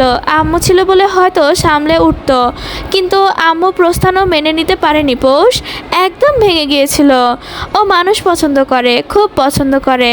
পরিবারটা ভাঙর ও চায়নি, কিন্তু ছেলেরা বিয়ের পর সিদ্ধান্ত একা নিতে পারে না। ভাইয়ারাও পারেনি, সবাই আলাদা হলো। সবার ঘর সংসার পেল, একা পড়ে গেল টুসু। কত বললাম রাজনীতি ছেড়ে দে, চলে আয় আমার কাছে, শুনলো না, মানলই না। এইটুকু বলে দীর্ঘশ্বাস ফেললো তাইফা। পৌষু কপাল কুঁচকে জিজ্ঞেস করলো, এত টাকা থাকতে রাজনীতি কেন করতে হবে আপা? তাইফা এহেন প্রশ্ন শুনে হেসে ফেলল, বলল, রাজনীতি ওরা টাকার জন্য করে না, বংশীয় ব্যাপার স্যাপার। টুসুর দলের হয়ে কোনো পদ আজও গ্রহণ করেনি।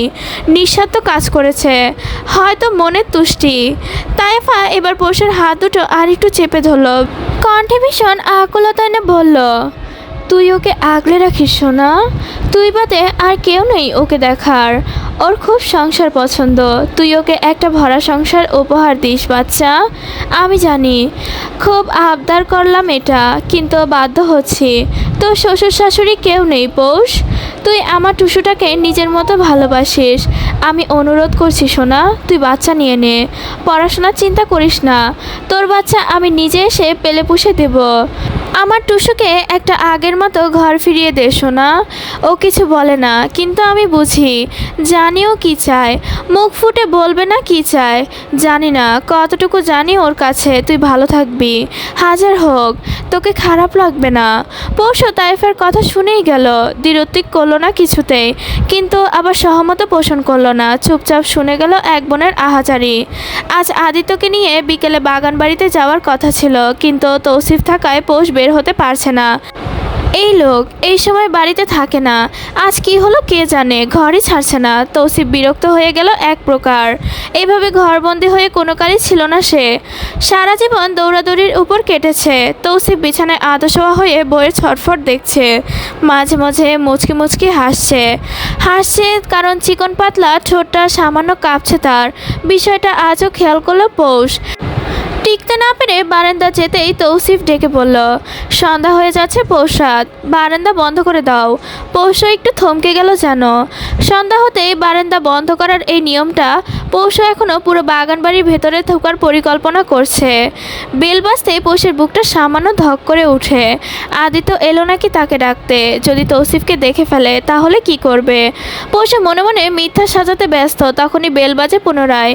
কোনো বুয়া বা মিনু খুললেই আগে তৌসিফকে জানাবে, তাই দৌড়ে এলো পৌষ। মিনু দরজার নব খোঁড়ানোর আগে পৌষ নবটা ধরে ফেললো, তাড়াতাড়ি করে বলল, তুমি যাও, আমি দেখছি। মিনু একটু অবাক হলো অবশ্য। ও চলে যেতে পৌষ দরজা খুলে সম্মুখে তাকিয়ে অবাক হয়ে রইল। ভেতর থেকে তৌসিফ ডাকছে, কিন্তু তা তার কানে আসছে না। ও তো ব্যস্ত সম্মুখে দাঁড়িয়ে থাকা অস্তিত্বের নিজেকে খুঁজতে। আজকের পর্ব এই পর্যন্তই। আল্লাহ হাফেজ।